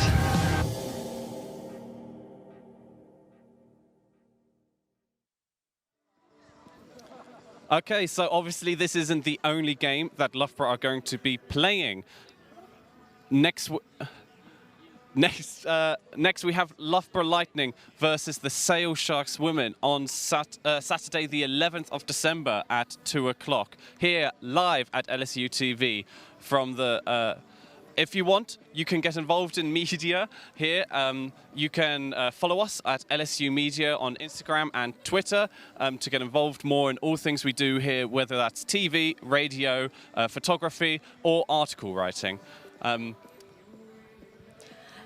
That was everything for the first half roundup. Let's go back to Sam Peters in the commentary box. Ellie and Danny, welcome if you're just joining us from the Bristol and Quins game. What looked to be a hell of a fixture. We've not got something as exciting, but it's sizing up to be exciting. Obviously, a big win for Bristol there. I'm joined in commentary by the one, the only Emily Scarratt. Scaz, what are your predictions now for the second half? You've had 40 minutes to assess both teams, slightly off with the Quins shootout guess, but what have you got for a second half? Look, we've got to see some points somewhere, haven't we? I think both sides' intent has been brilliant. I think in terms of how they want to play. I think it's just that execution piece, and it's just that continuity bit and looking after the ball. I think we'll probably see both sides maybe kicking the ball a little bit more, being in the right areas of the field. As cliched as that is, it certainly helps turnovers or being able to apply sustained pressure. And yeah, naturally we'd love to see some tries or points. We'd just take points, wouldn't we? But definitely tries. I don't know the last time I've seen a 0-0 thriller for 80 minutes. So yeah, both sides will be well revved up in the change rooms at the moment. Yeah, and one that will be getting underway shortly. But you know, we've seen. You know, we talked a bit before we went to that about Loughborough Lightning, but you know, Worcester Warriors, they've had plenty of opportunities attacking down the wing. They had that little passage of play in the Lightning 22, but it was just, you know, a ball slightly behind the player that just meant that they couldn't quite, you know, execute. Yeah, I think both sides all have shared frustrations in terms of, you know, positions that they've been able to get themselves into and just not being able to take those opportunities. You know, Worcester, I don't know the territory split, but they probably had a little bit more territory at times, certainly in that first 20. So yeah, it'll just be a little bit case of, you know, check on our departure times. When are we going to receive the ball? Making sure we finish our passes off really well, so that everything's really accurate and as clean as possible to give yourself the best opportunity to continue to keep the ball, apply pressure, and ultimately, hopefully, score some points. And you spoke about kicking a little bit earlier. Obviously, the sun was out for the first half. It's now gone in behind a rather ominous-looking cloud just behind the Hazelgrave pitch. But yeah, at the end of the day, you know, it's high ball security is a big thing in rugby, and we saw it actually undid Worcester last weekend when Zoe Harrison managed to, you know, just undo them and work through it. But maybe we'll see more kicking.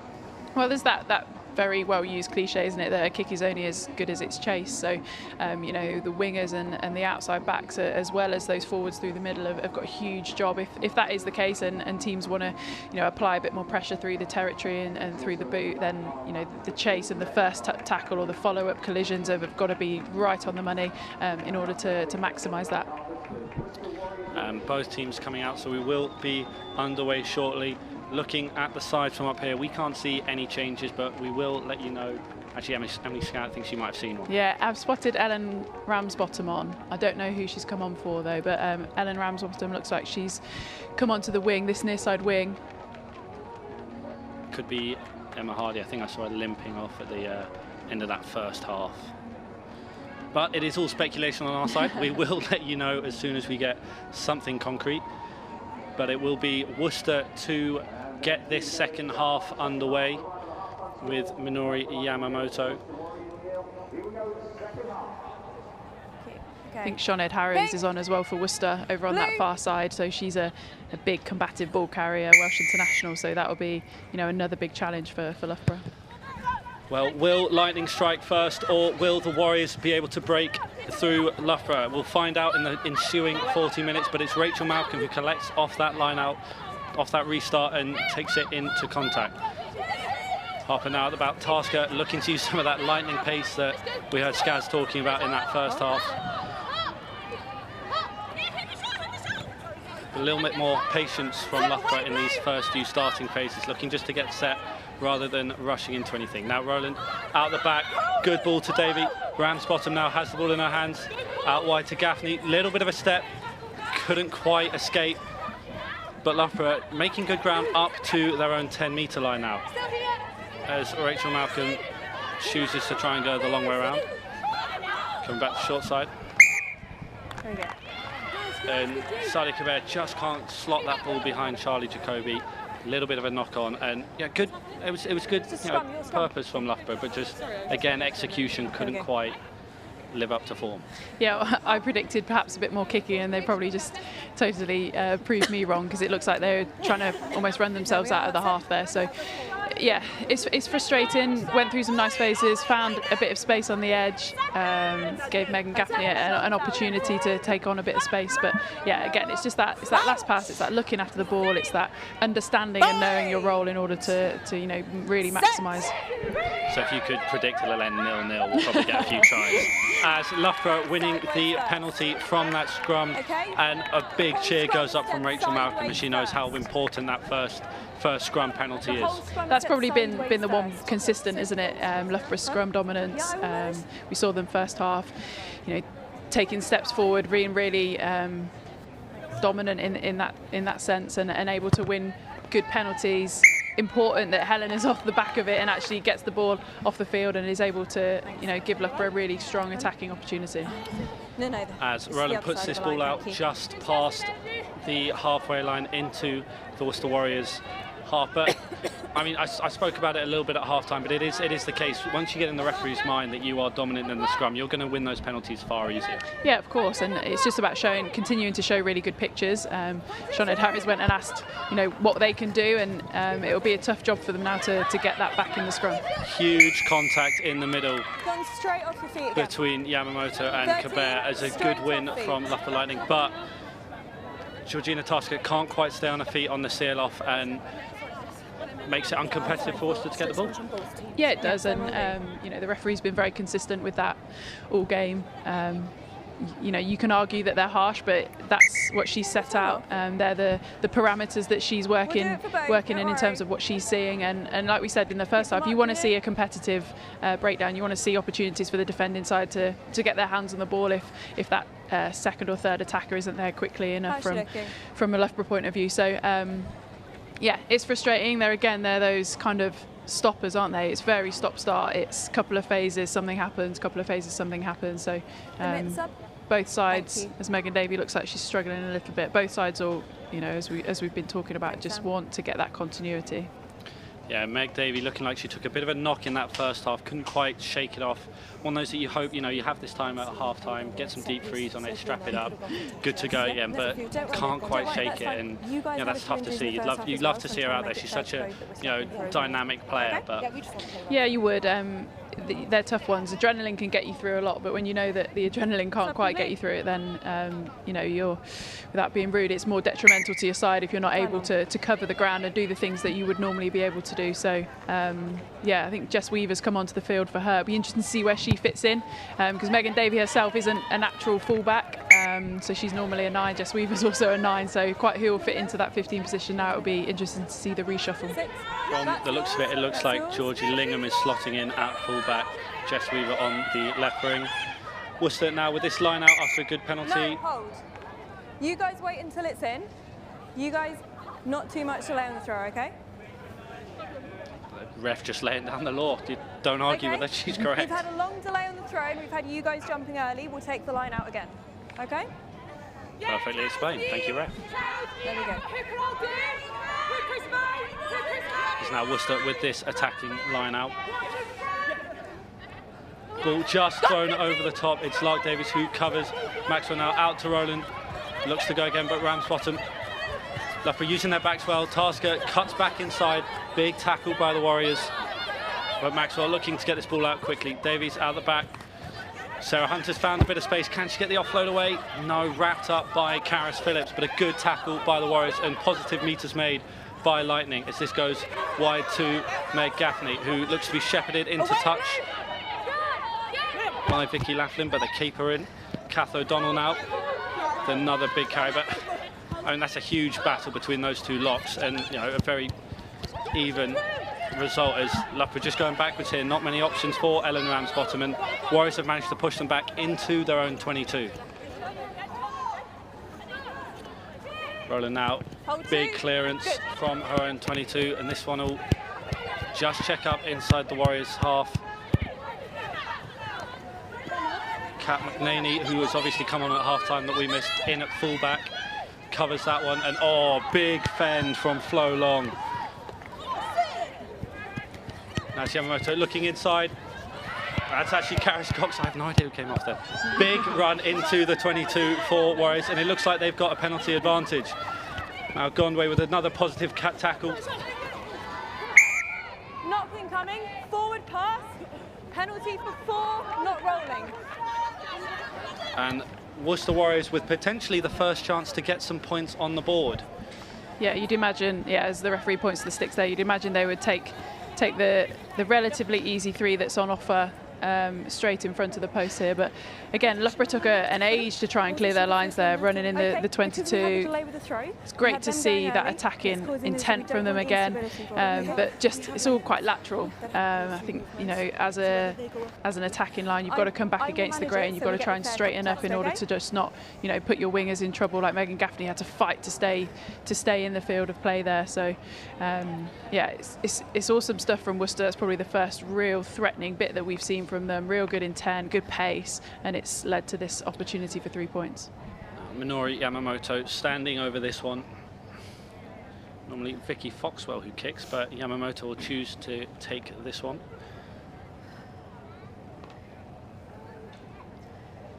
Just sets herself, approaches the ball. Down the middle, and the deadlock is broken. Worcester Warriors lead Loughborough Lightning 3-0, and it's taken all of 46 minutes for points to get on the board. Just shows you what a defensive battle this has been.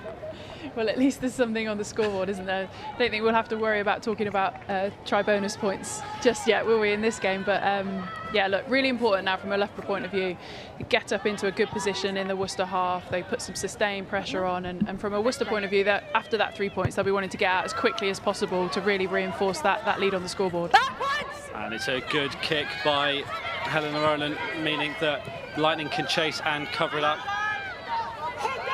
Slight fumble by Flo Long, but she's managed to cover it backwards. Loughborough with the good counter from the ref, and Charlie Jacobi picks this one up. Kabea out to Harper. Lark Davies sees a little bit of space and goes for it into the Warriors 22. Now it's out the back. Rowland goes to Ramsbottom, running into space. They have penalty advantage. Jess Weaver on the wing picks that one up, but Loughborough are playing with penalty advantage. Ina Antwist down the middle. And no advantage coming. And good attacking play from Loughborough sees them rewarded with an offside penalty. I'm sure it's something that Worcester spoke about at half-time, but they've got to make sure that they source those breakdowns correctly, and not just source them correctly, but then stay really strong over them. I think Loughborough have had, it's probably their 3rd or 4th now, where they've been able to counter-ruck through and get the ball back. It's a really soft way to give up possession. So I'm sure Worcester will be having those conversations and making sure that they're really strong over the ball. 3 subs coming on, 2 for Worcester Warriors, 1 for Loughborough Lightning. It looks to be a front row change. Akina Gondway and Karis Phillips coming off for Laura Keats and Lana Skeldon, who is making her debut for Worcester Warriors, but an attacking line out for Loughborough. Loughborough can't quite gather this. Advantage scrum. But Lightning have the scrum advantage. It is their ball, so something to build on. Hold. Use it, 9.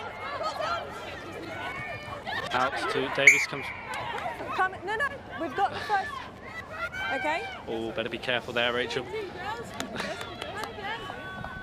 Okay. Scrum down, Loughborough Lightning ball. Scrappy, isn't it? It's scrappy. That first 10 minutes after the half, again, you need a bit of time to resettle in, but big scrum now for Loughborough. But great to see Lana Skeldon on, another Scottish international out in the World Cup qualifiers who did a brilliant job. Her first appearance for Worcester that will really bolster their squad, and Carol Thomas as well coming on, who a very experienced Welsh international. They've got a very, very strong bench actually, Worcester, so any sub that they now make will really, really bolster this side. And a big scrum for Loughborough, the referee siding in their favour, penalty inside the 22. I will watch them. I've got your props hips coming out is my picture. Referee just making it very clear who she's penalised and for what, which players may not like, but at least they know, what's going on. Yeah, we spoke about it, didn't we? It's so hard to now try and change a picture and an idea that the referee's got in their head. Subs have come on. Carelli's a very experienced prop. Lana as well. So it's a tough ask for them, but if there's a couple of players that can do it, it's definitely them. Ball going to the back. Sarah Hunter manages to gather this one, and it's a Loughborough rolling maul. Their forwards have been so dominant so far. Will they be able to capitalise on this? Can't tell who's got it at the back, but the ball's over the line, and it's a try for Loughborough Lightning. First try of the day. It's only taken 50 minutes to come in, and who else but Lark Davies dotting over the line. If you could have seen Emily Scarratt doing that, she was willing them on with everything she had. God, I love the forwards sometimes. Yeah, look, brilliant drills, brilliant try. I think Lark Davies was up there, if not the top point scorer, try scorer, last year in the league because of that exact reason. Amongst all her other attributes and skills, she controls the ball so well at the back of those driving mauls. Really good setup. Started to crab a little bit across the field, but managed to just keep their legs going. I think it's Sarah Hunter's knees that you can see down in the middle of that maul. Whichever way, whatever will it takes, she was continuing to push that driving maul forward. So yeah, great score for Loughborough. And it's sort of an underrated, as Helena Rowland manages to convert that, taking the score to Lightning 7, Warriors 3. But it's an underrated skill for hookers to control it at the back of the maul, because obviously they've got to sort out where they're going, but at the same time blocking out and keeping their head up to see which way they should break. Yeah, it's a massive skill. There's obviously that orientation piece in terms of knowing where you are. You've got to keep one eye on potential defenders coming through the maul or around the maul. You hope the referee will deal with those coming around the maul, and it's really important to know where you are. How many tries have we seen over the years that have been scored on the 5 metre line because they haven't quite realised where they are. And that line out goes all the way through to the 5 metre line.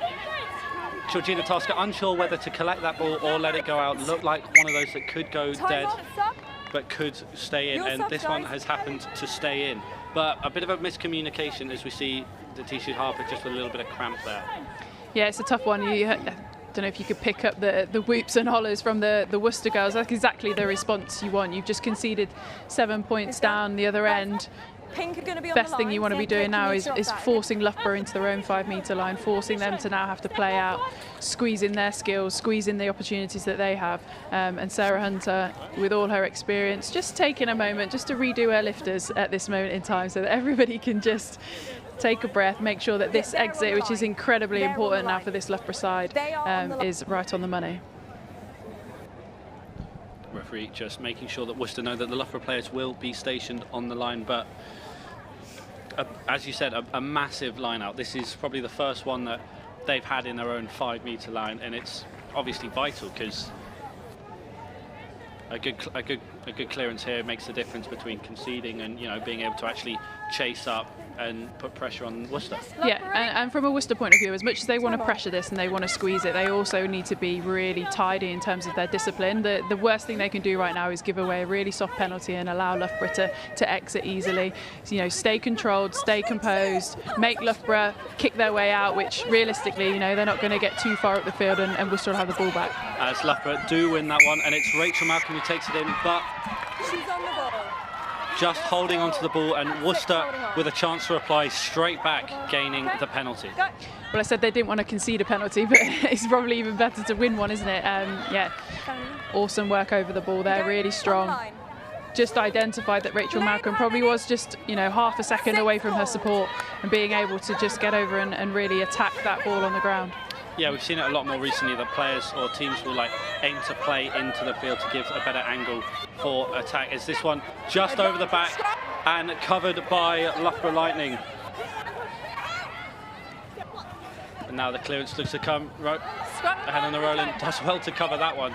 And an excellent kick into touch, clears their lines and gives them some breathing room. But again, it's just another line out from these sides in an attacking area that just hasn't gone to plan. Yeah, Worcester will be really frustrated with that. It's such a great attacking opportunity, earned for them from a great penalty steal. But fantastic kick from Helena Rowland. We talked about getting the ball off the field in those situations, and she did that, and she was able to get a good 30 metres up the field as well. Loughborough realising they're just a player short. Covered really well by Worcester Warriors, who now have space to run into. Big challenge in the midfield as Lightning have their hands on this. Lark Davis with an excellent steal. Yeah, slightly high tackle there. Referee deciding safety first, don't play the advantage, let's just sort out. But what a rip by Lark Davies. She's so good at that. She's so good at that. As much as we spoke about her potentially being, the top try scorer last year, she would have been right up there as well with those holding on penalties. She's naturally quite low to the ground. Her centre of gravity is quite low to the ground. That's a nice way to say it. So she's so quickly over the ball and able to get in those positions, and then is so strong. As Helena Rowland can't quite find touch again, Vicky Laughlin keeps it in, and Worcester with a chance to attack. Good offloads to Meg Varley. So now Lewis takes her time, just making sure her forwards are set. Loughborough letting the Warriors come to them rather than rushing out as we saw earlier in the first half, as Alicia Washington with a big carry. Excellent work there from Jenny Maxwell just to wrap up the ball, and it's stolen again by Lightning. Davies now, quick offload. Oh, what a hit. Worcester up really quickly, forcing that hit, and it's a good line break by Kath O'Donnell. She's got Sarah Hunter on her outside, but Worcester bring her down. Now rolling with a little bit of space. Cabert with a little step, show and go down the right. Go hot! Go hot! Leave it. I mean, we can tell what's going on there, but she's making it clear that it's not intentional. Rachel Malcolm with a run down the middle. And Maxwell just looking to move this along. Ball comes out the back. Great play to Ramsbottom. They've got numbers now. Antwis has a player wide. Oh, just held onto it a touch too long, but covered by Gaffney, who does a little bit of a step. Two. And it's just knocked on in the tackle. But if she'd released her a second early, you can't help but think that Gaffney could have been away. Okay. Yeah, I think the intent of what she's trying to do is exactly right, isn't it? She's trying to draw that last player 2-on-1, but yeah, when you've got pacey wingers outside of you, you just want to release them as early as possible. But it's nice play from Loughborough. Again, defensively, Worcester are really stepping up. They're making their tackles. They're ushering this Loughborough attack really, really well. I'd love to see Loughborough step up a bit flatter. I think that opportunity there out the back, if Loughborough had just stepped up a little bit flatter, it wouldn't have meant the Worcester recovery time was far less. Take more metres, apply more pressure. And as we said, Iona giving Megan Gaffney a run down this wing would have potentially been a lot more exciting. Yeah, we've seen a slightly different approach for defending in this second half from both teams. Worcester opting to choose, that high line speed, get up right in their faces, give them no time. Whereas, Loughborough in those past few phases were just happy to sit back and let Worcester come to them and force them into making those unforced errors, which have been coming. Yeah, look, different teams will have different defensive systems, and some of those will change throughout the course of games. They'll change through because of scenarios that are put in front of them. But also sometimes it depends on the preference of the players and what they prefer to do. We spoke about Lydia earlier. She loves coming high and making that big shot, and she's incredibly good at it and making those reads. But ultimately, defences that are able to get off the line, make big tackles, stop the momentum, stop the offload, stop the charge of that attacking side, are often going to be the ones that really stay on top in games. Do we need to get her off and treat her? Or Datisha Harper just down with what seemed like cramp, but maybe could be something more. But we're seeing both forwards packs having a big chat amongst themselves, trying to figure out what's going well and if they need to work on anything, where they're putting it. But it's been a great forwards battle, but one that Loughborough have been winning in the scrums. Yeah, they've definitely been winning it in the scrums. I think. I'm not a medic. Sinead Harris again, just making sure the referee knows that they're ready to go. They're going to show good pictures in this scrum. It's a shame to see Datisha down. I think Katie Travardin, the prop that will come on to cover her, is incredibly talented herself. Yeah, it's heaps a shame. of experience for Katie Travada. Yeah, exactly, heaps of experience. So I was just going to say it's a shame to see Taisha coming off the field quite like this. You always want to see players leave the field walking in under their own steam, but hopefully it's nothing too serious. I've got some crutches I can lend her. Time on. You've got a little scooter that she can fly around on. As Katie Travada coming on her 47th start for Loughborough today, approaching that match at 50 number. But yeah, that's still a very strong front row. Yeah, really strong front row, and Katie T doesn't necessarily pack the punch of a traditional prop in terms of her weight and her makeup, but technically she's very, very good. She's incredibly experienced, and there'll be no real change to this Loughborough scrum with her coming on, that's for sure. Okay, we're standing up. Far side, we've got both props angling in. We're going to reset that. Ref not quite happy with the setup of that scrum, and obviously scrum's all about safety first nowadays, so yeah, not even going to let that one run out. Reset, go again. We spoke before about stability, okay, and those shoulders out. Picture I need. See, both front rows are very, very up for this battle, aren't they? Subs that have come on, the dimension of scrums changes when subs have come on and changes are made. So, brand new competition for them every time they come into a scrum. As Loughborough gets the free kick for this one. No. Back of the scrum, you know this. Sarah, come on now. So Sarah Hunter wanting to go quick, referee having none of it. But yeah, free kick for Loughborough Lightning. Scrum called. They're going for another scrum, looking just to, they found, their strength in this game. Why not? Don't change it. Yeah, they'll be looking to really assert that dominance. You think a penalty in this situation, just the other side of the halfway line, potentially kicking that down into the 22. That's a super positive outcome for this Loughborough side. Or they give their backs an opportunity to really charge. Again, backline looking really deep in how it's set up. But again, just giving players opportunities. Ellen Ramsbottom's onto the field. She's a brilliant carrier of the ball. Really take that defensive line on and challenge defenders. You can just hear Katie Travada marshalling that scrum, and they do get a penalty. It's almost like you know what you're talking about, Skaz. If I was a back out there, I'd be screaming for the ball, but yeah, look, it's brilliant, and that's exactly what you want. It's such a, if you are dominant in an area, then keep pressing it home, keep making it happen until they change something. And as I say, until they change something, I can see Laura Keats, World Cup winning prop, taking off her bib on the far side of the field. So one thing Laura Keats is incredibly good at is scrummaging, amongst other things. And just on a side note, it's her first game back for, I think, over a year. She's been out for a long time with a knee injury. So you can see the Worcester players and the players that know her in the crowd really getting behind her, because it's been a long and tough road for her, but it's awesome to see her back out there. Yeah, excellent to have her back on the field and it replacing Flo Long, but it is Loughborough with the put-in at this line-out.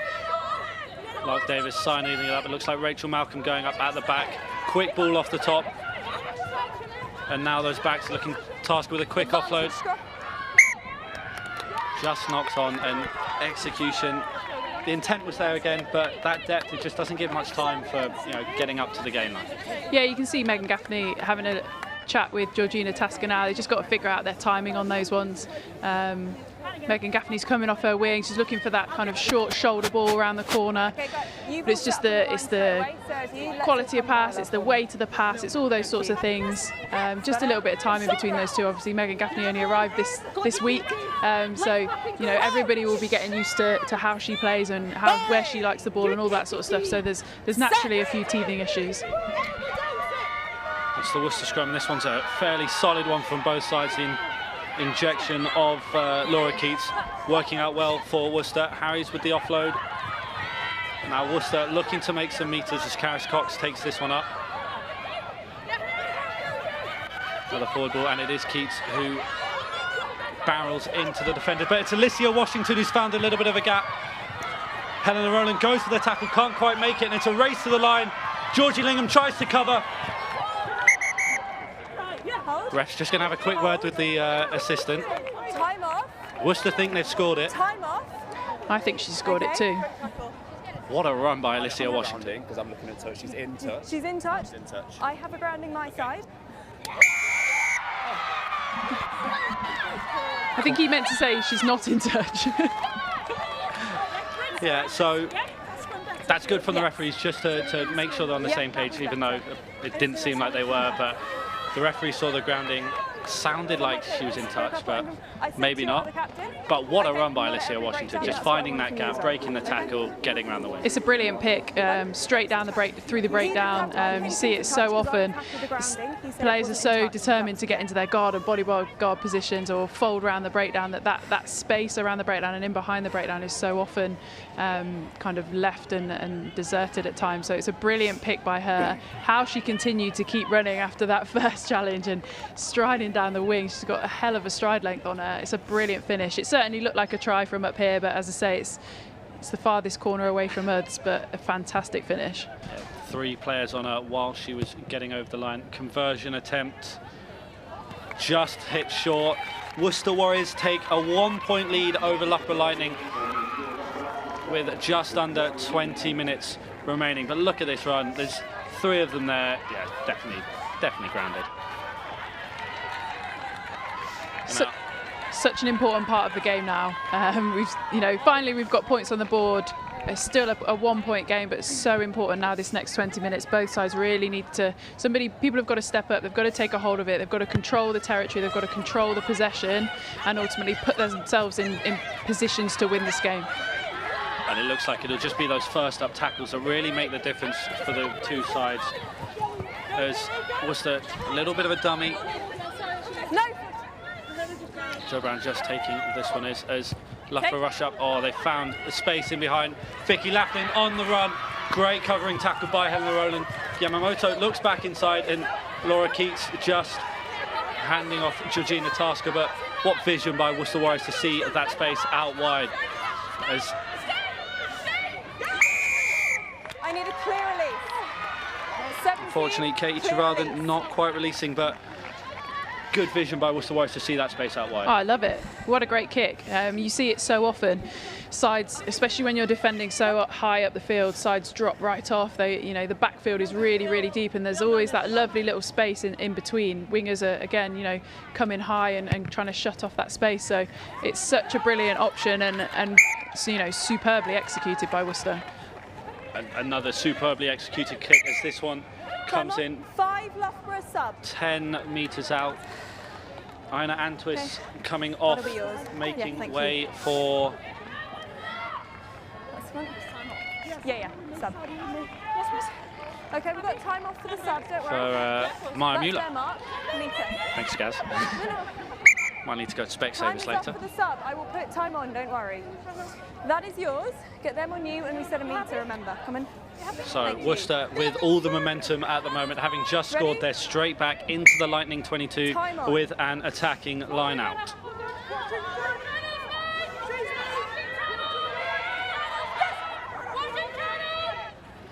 Ball covered well at the back, and it's straight into a maul, but taken out by Sinead Harries down to the Loughborough 5-metre line. Loughborough just making sure to set those guards this time, making sure no meters made, but it'll be forward ball again. Sinead Harris with the pick and go, met by Sarah Hunter. Manages just to squirm through that tackle, and Worcester are edging ever closer to this line. The backs are calling for it out wide, but I don't think they'll get there. A lot of players giving their opinions here. But the referee says it to try, and Worcester have stretched their lead again. Took a while for the referee to get the correct position, but once she'd seen it, she decided that ball was down. And it looked like Sinead Harris who managed to dot that one down. I think it's Laura Keats, and it's one hell of a way to mark her return to rugby. As I say, she's been out for a hell of a long time. A year or so with injury, hurt her knee, and has fought her way back. She's a brilliant, brilliant rugby player. She's been around the game a long time. Won a World Cup amongst many other things, and was part of a Worcester side that won the Premiership quite a few years ago, but she's still doing her thing, perfecting her trade, and coming off the bench to score a really, really important score for Worcester. That really now pushes them ahead, and the conversion's good as well. So it's now more than a converted try ahead for Worcester Warriors. Yeah, 8 points the gap here now, and that's definitely something, you know, coaches talk so much about, is like not getting complacent after you score and just making sure to, press your advantage, and that's exactly what Worcester have managed to do there. Yeah, it's what we spoke about, wasn't it, last time Worcester scored, in terms of who wants to get a hold of this game, who wants to be in the right areas, who's prepared to, not concede those important penalties and really push that side in the direction that they need to go for the last 15 minutes or so. But having had 0 tries in the first 46 minutes, we've now had 3 in the space of 20, and hopefully we'll see a couple more as Worcester managed to gather this kick cleanly. Sadia Kabir straight through the middle again, forcing Katie Fionn Lewis to take that one a little bit quicker than she may have liked.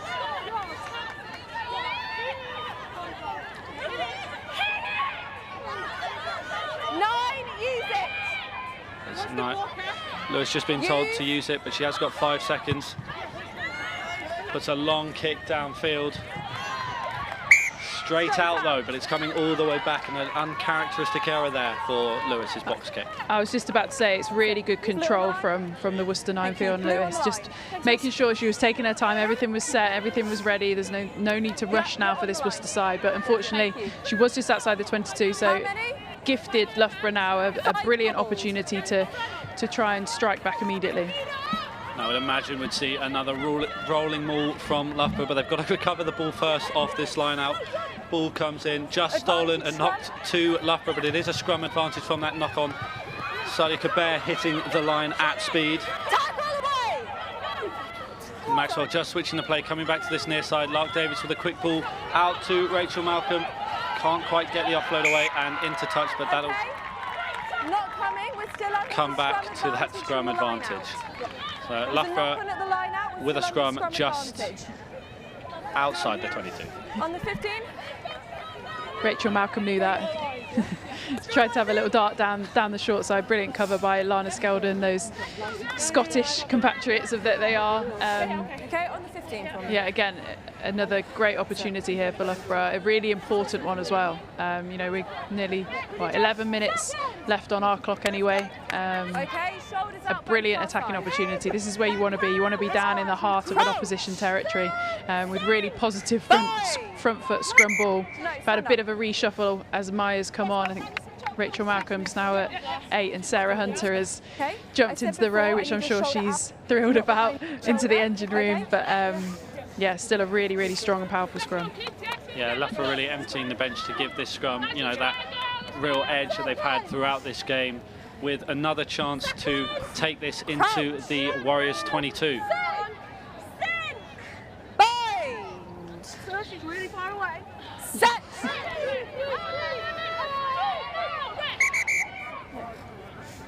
Worcester just letting the ref know what they think of that scrum.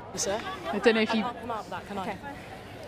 I don't know if you picked up on the... Okay, the shoulder was fine. You both come forward. On the ref mic there, you could hear Laura keep saying, she's really far away from me. She wasn't happy even before the ball was put in. But again, that's really, it shows her experience. She's just letting the ref know, even before anything's happened, that she's not quite happy. So then actually when something does happen, it's a reset rather than anything more.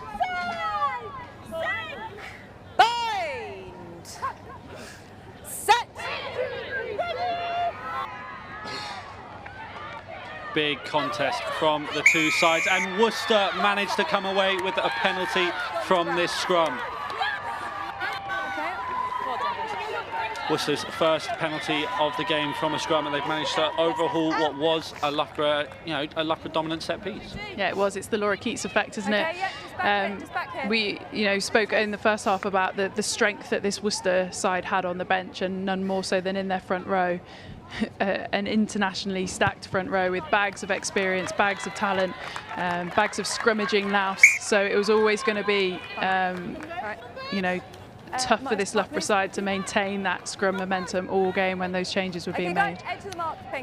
Yamamoto with the kick to touch, just making sure Worcester will have the line out in their own half. Again, a really deep back set for them, and that ball's just overthrown a little bit more, but recovered by Alicia Washington. As now Worcester will use the backs Loughborough just waiting for them to come and making the hit.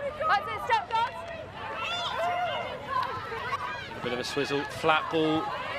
Meg Varley's found a bit of space, great covering tackle, intercepted by Megan Gaffney. But an excellent covering tackle there from Loughborough.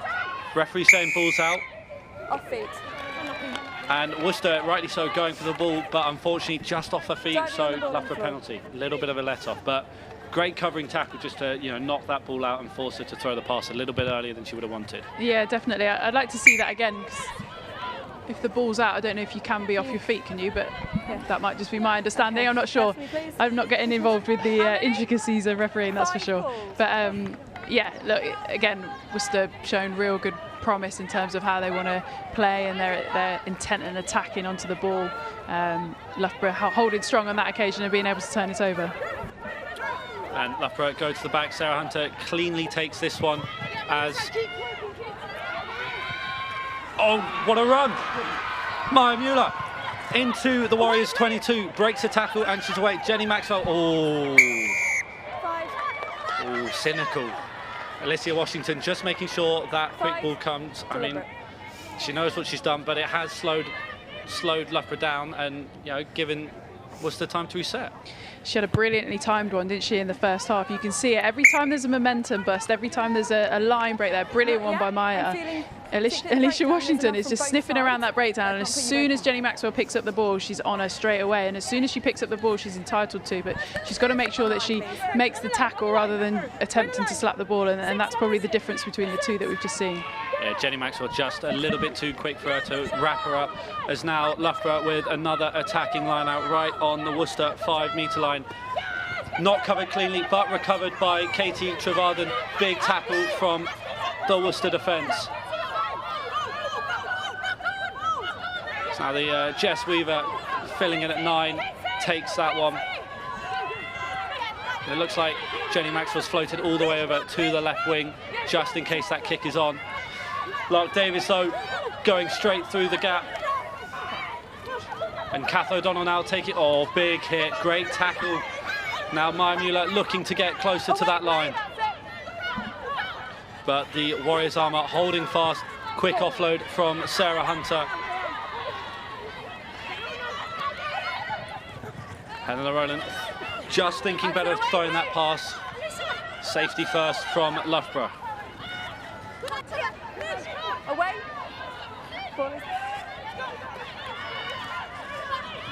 Rachel Malcolm takes this one up, and Loughborough just going through the phases, and they've been rewarded with a penalty advantage for a high tackle. There is space out wide. Tasker gives it to Gaffney. Just the winger to beat, but she's shepherded into touch. High tackle back over here, number 8. And it will come back for a penalty in the middle of the park for a high tackle. Big decision here, isn't it? Just wait to see where she stops running to, the referee, but big decision in terms of taking the points that will put you immediately within a losing bonus point range and give you the opportunity to then go on and win the game with a try, or the 22. Let's just keep the discipline good. It's been good all game. Or kick to the corner and go for the jugular, as it were, but even with a converted try still be trailing by a point. So I think the referees just put Worcester on a warning. So I think it's a good idea to go to the corner and really squeeze home that advantage and really make sure that they're really hot on their discipline. As Helena Rowland makes sure of that one, putting it right on the 5. And maybe before that last scrum, you might have thought they could take that scrum, showing their dominance here, but they've trusted the forwards anyhow, going for the line out. Sarah Hunter making sure they know the call. It's Kath O'Donnell who goes up at the front, and the ball is caught, not quite cleanly, but the ball is at the back, and Lark David shepherding it towards the line. As Lloyd Keats just making a nuisance of herself. Advantage penalty. Penalty advantage coming for Loughborough. Helena Rowland swallowed up, and this will come back. And we might see a card here that... Hold. Wait, no, both of you away. 10. If you retaliate like that, I will reverse the penalty. The penalty here, and it'll be a yellow card to 17 for collapsing them all. Okay? Laura Keats will see a yellow card, and having proved so dominant in the scrum, she has just cynically then it went forward, brought and that then one your down. 17 brought it down. So it's on the 7, the second collapse you're penalising. Yeah, so 17. Slow down. No Laura Keats, Scarratt Thomas. On the line. It's getting a bit spicy, isn't it? It's going to be. It's a tight game. Still got time Last off. few minutes left. I suppose it's a Midlands derby, isn't it? By all accounts. And it's exactly the right decision. You could see Carol slip round the side and then just essentially pull it down. The maul probably wasn't the best setup in the first brace from a Loughborough point of view, so it's an easy out, it's another opportunity. But as this clock ticks down, the clock is now against Loughborough Lightning. If they are going to score and they are going to have an attempt to go on and win this game, then they really need to do it quite quickly. They're on the line. They're on the line. You're on the line. Lark Davies making sure this one goes in quickly, and it's Rachel Malcolm who rises, takes this one cleanly, and Loughborough now flying towards the line. It's another penalty advantage for Loughborough as Lark Davies has this at the back. Loughborough are playing with penalty advantage. And Maya Mueller just edging her way further towards the line. No. No, no. Okay, going backwards. Come with me again, girl. Come with me. Okay, collapse maul again. And that's the second collapse maul in as many lineouts. Well, as the totally non-impartial person that I am, you do start to wonder how many more it'll be before We've got subs. she looks at either another yellow card or the potential of a penalty try. I don't think that one was appropriate for a penalty try because Loughborough weren't exactly charging towards the try line, but they were well set up. They had a really, really good setup, and they were definitely headed in the right direction. So Worcester have really got to be careful now. These are the times where you've got to stick to your discipline, you've got to make good decisions, and you've got to front up in the forwards, especially because they were already one player down. Yeah, and Worcester have just brought on another forward in place of Vicky Laughlin, looking to stack that pack to stop this rolling maul. But Lark Davies with the injection from the sideline. Sarah Hunter rises above the rest, and this time it's legal by Worcester, and Lark Davies has it at the back. Moving towards the line, Loughborough have all of the momentum, and Lark Davies is over the line again. Loughborough Lightning with another try. And now they're trying to get up quickly to get this ball, this conversion taken. They are in losing bonus point range, but obviously they want to win this match.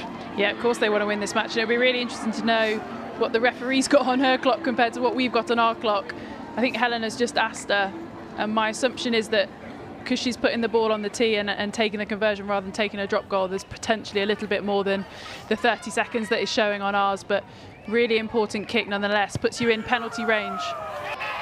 And she'll make it. What a kick under pressure. Helena Rowland pulls Loughborough Lightning within one of Worcester. And now they're going to be getting the ball off this restart, so it's going to be safety first for Lightning, as we just see Lark Davies powering over the line. Yeah, it's such a good setup. Loughborough so very good at driving mauls and scoring tries from them. It's a brilliant setup that they have, and the power to just keep going. For me now, Worcester, it's all about game management. It was slightly off camera, but the Worcester players actually running back to the halfway line. There's absolutely no need for them to run back to the halfway line. They can all walk, they can take the time, they can make the referee hurry them along a little bit, because actually they're still in control of this game. As Worcester choose to send this one deep into the Loughborough 22, and Rachel Malcolm brings it out. Jess Weaver now playing at 9, or juggled by Ramsbottom, but brilliantly held on to in the end. But Georgie Lingham just clearing out a little bit high, and Worcester now have the chance to... They're now trying to put it out of penalty range, going for the posts. It's a great decision. You know, if nothing else, it'll take up a good bit of time on the clock that is already against Loughborough Lightning, and I think they've just asked the referee actually then how long they have. It's 60 seconds for a pen, 90 for a conversion, so I'm sure she will eke out every single second that she has available to her, and then obviously if the penalty is a successful one, then it's a really, really tough job for this Loughborough side. Yeah, big question as to whether you put it short and try and contest it, or force them deep and try and force a mistake in their own 22. But it's Ellen Murphy taking this penalty from the 15. Big kick this.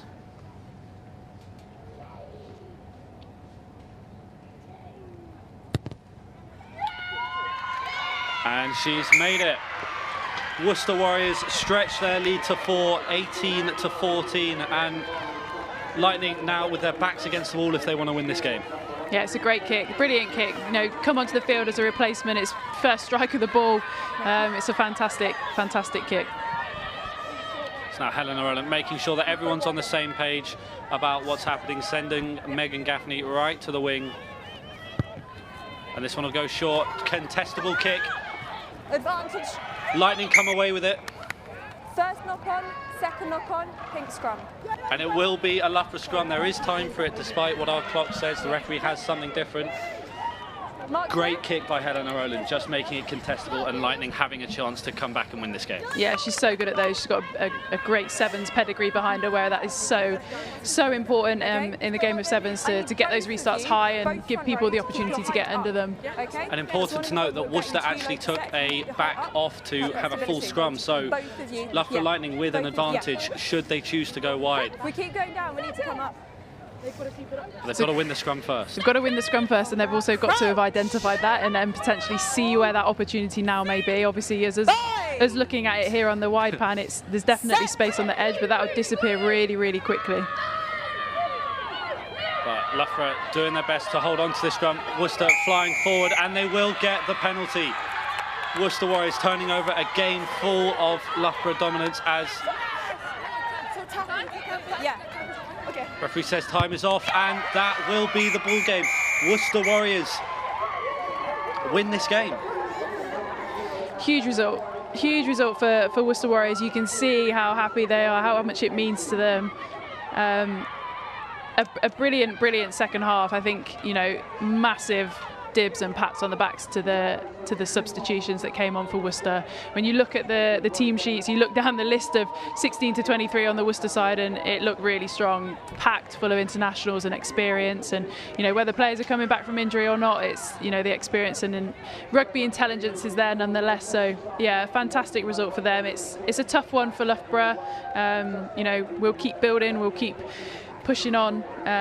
We've got lots of things to take from that game, but yeah, well done to Worcester Warriors. Yeah, so obviously, first half sort of cagey, 0-0. Coming into it, that second half, we saw a lot of good rugby from both sides, both going forward and defence. But Worcester just, sorting out those mistakes almost. They were very clinical at the line-out. Those subs, as you said, Laura Keats coming on, just making sure that, and that final scrum showing it there that. They identified their weakness and just plugged the gap. I think as well Worcester's defence was very impressive today.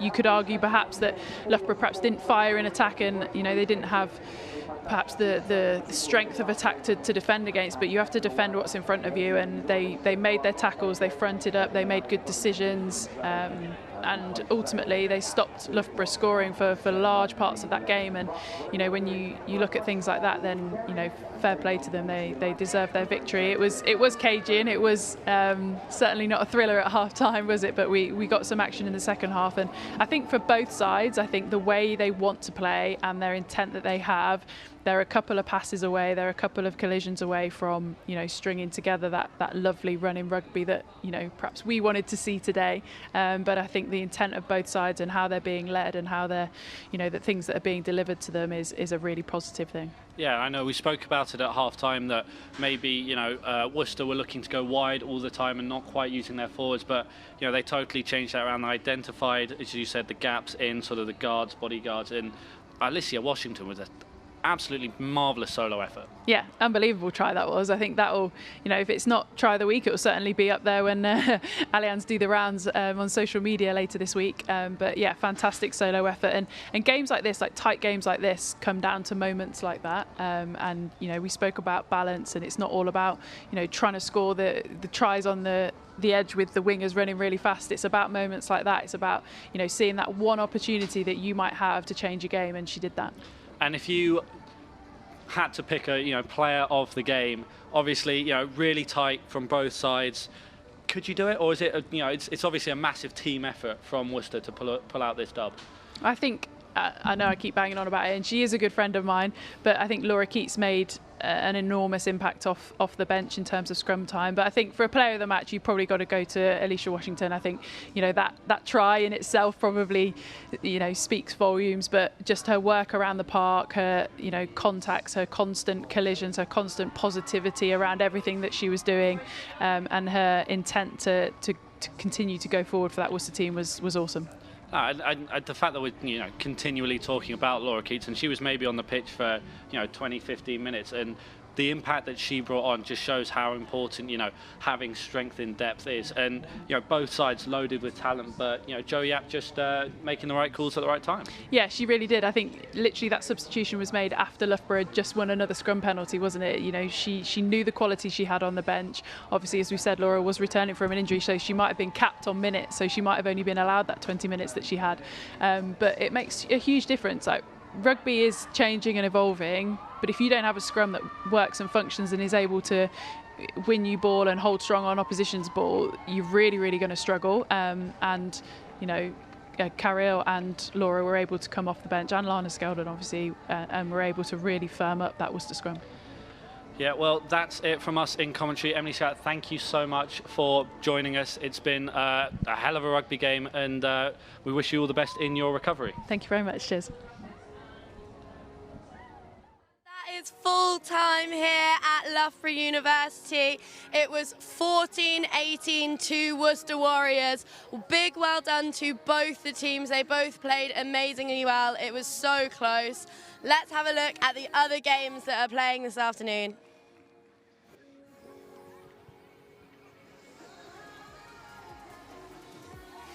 So as we said at half-time, the full-time score for the Bristol Bears versus the Harlequins was 24-5 to the Bristol Bears.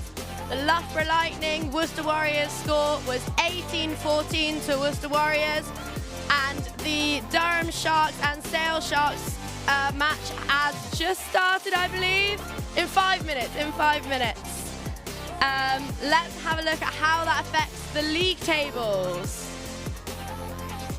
So, as it stands, the Bristol Bears women's team are on 24 points, and they are currently leading the table. We then have the Saracens women's on 20 points, the Exeter Chiefs on 14 points, and they're currently drawing with the Harlequins.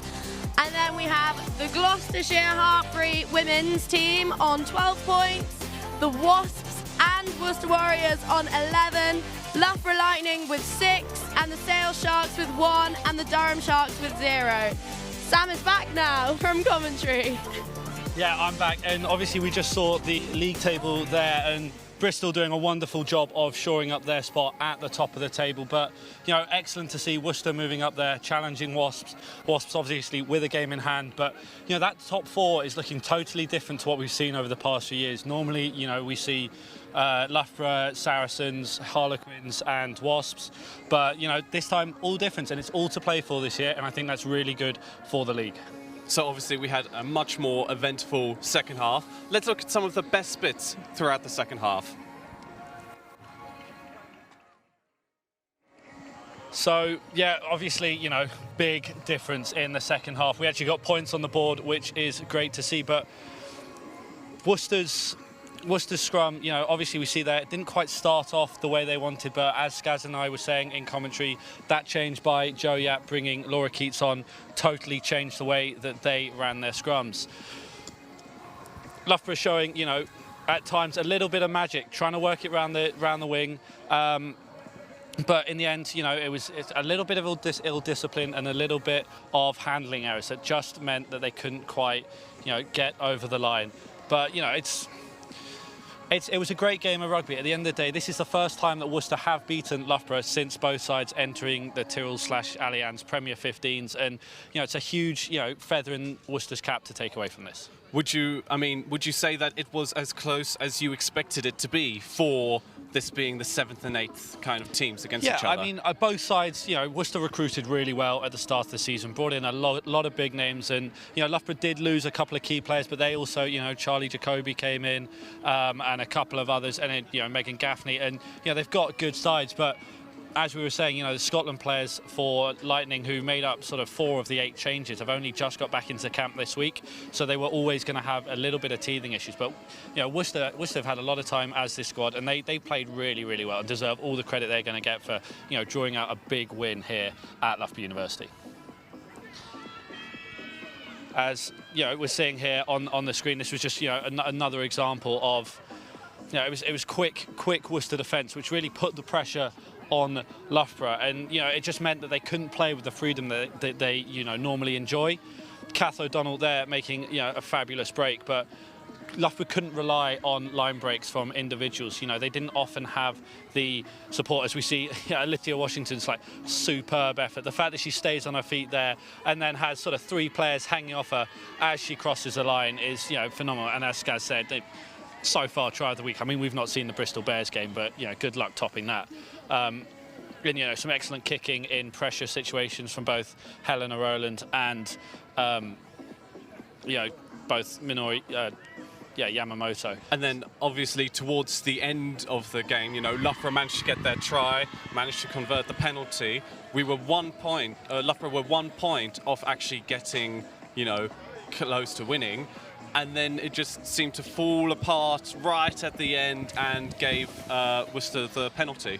Yeah, so that was what we were saying about, a little bit of ill discipline, not quite being fully rugby ready. They were in the right areas, but not quite executing. And it's definitely something that, this is early in the season. We are only in round 5, so it'll definitely get better for the team, but something that Reece will be looking to, eliminate from his side early doors. Last question. Who would you say was the best player on the pitch today? Yeah, Skaz had a big question about this, but I think I agree with her. Alicia Washington, fantastic solo effort, but she was everywhere. Every breakdown, you always knew that she was going to be there, harassing Jenny Maxwell. She did have that one sort of, deliberate slap of the ball, which could have been, her just being a little bit late to the tackle, but she played out of her skin today, and that's her 3rd try in 5 games. She's such an important signing for Worcester and will be such an important part of this team going forward for the rest of the season. Okay, well, this is obviously not it for Loughborough Lightning. They have upcoming matches. So here is the next match coming up for Loughborough Lightning.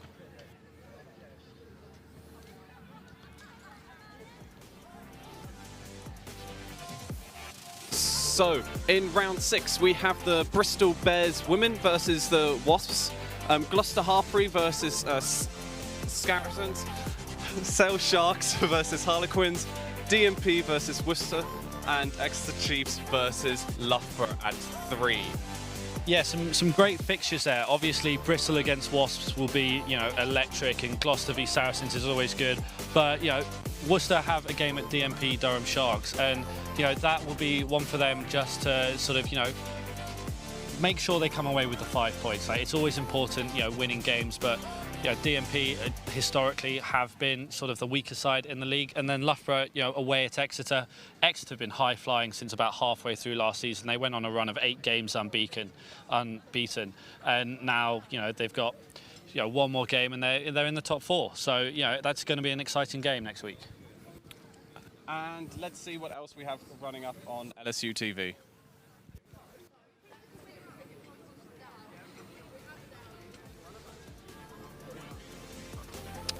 Okay, so the next match here with LSUTV is Loughborough Lightning versus Sale Sharks. This is on Saturday, the 11th of December at 2 p.m. here at the first 15 pitch. So you can watch that live here at LSUTV. If you want more updates about this, you can follow us at LSU Media or watch us on the hashtag LSU Match Report. Thank you so much for everyone that came down to support both teams today. Thank you to those watching at home, and a big thank you from me, myself, Danny and Sam for supporting us too. Thank you very much and good night.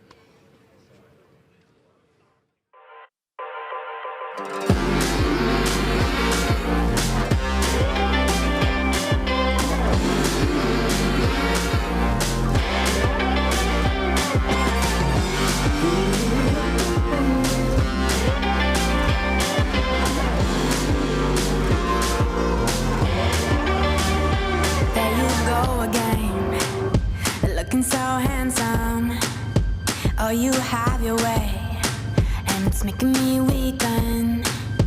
You and your stardust, walking like that. It's really getting too much, but I can't pull back. Though I try to resist, I can't fight this. And no one makes me feel like you do. And no one sets my body on fire. And no one gives me shivers like you. Oh, no one does it better. How I try to sleep, but you're deep in my mind. Got a hold of me. When I'm awake, I'm all blind. You and your magic, like infinite power. God knows I try to resist, but you're pulling me closer. Oh, I gotta stay away, but you won't let me. And no one makes me feel like you do.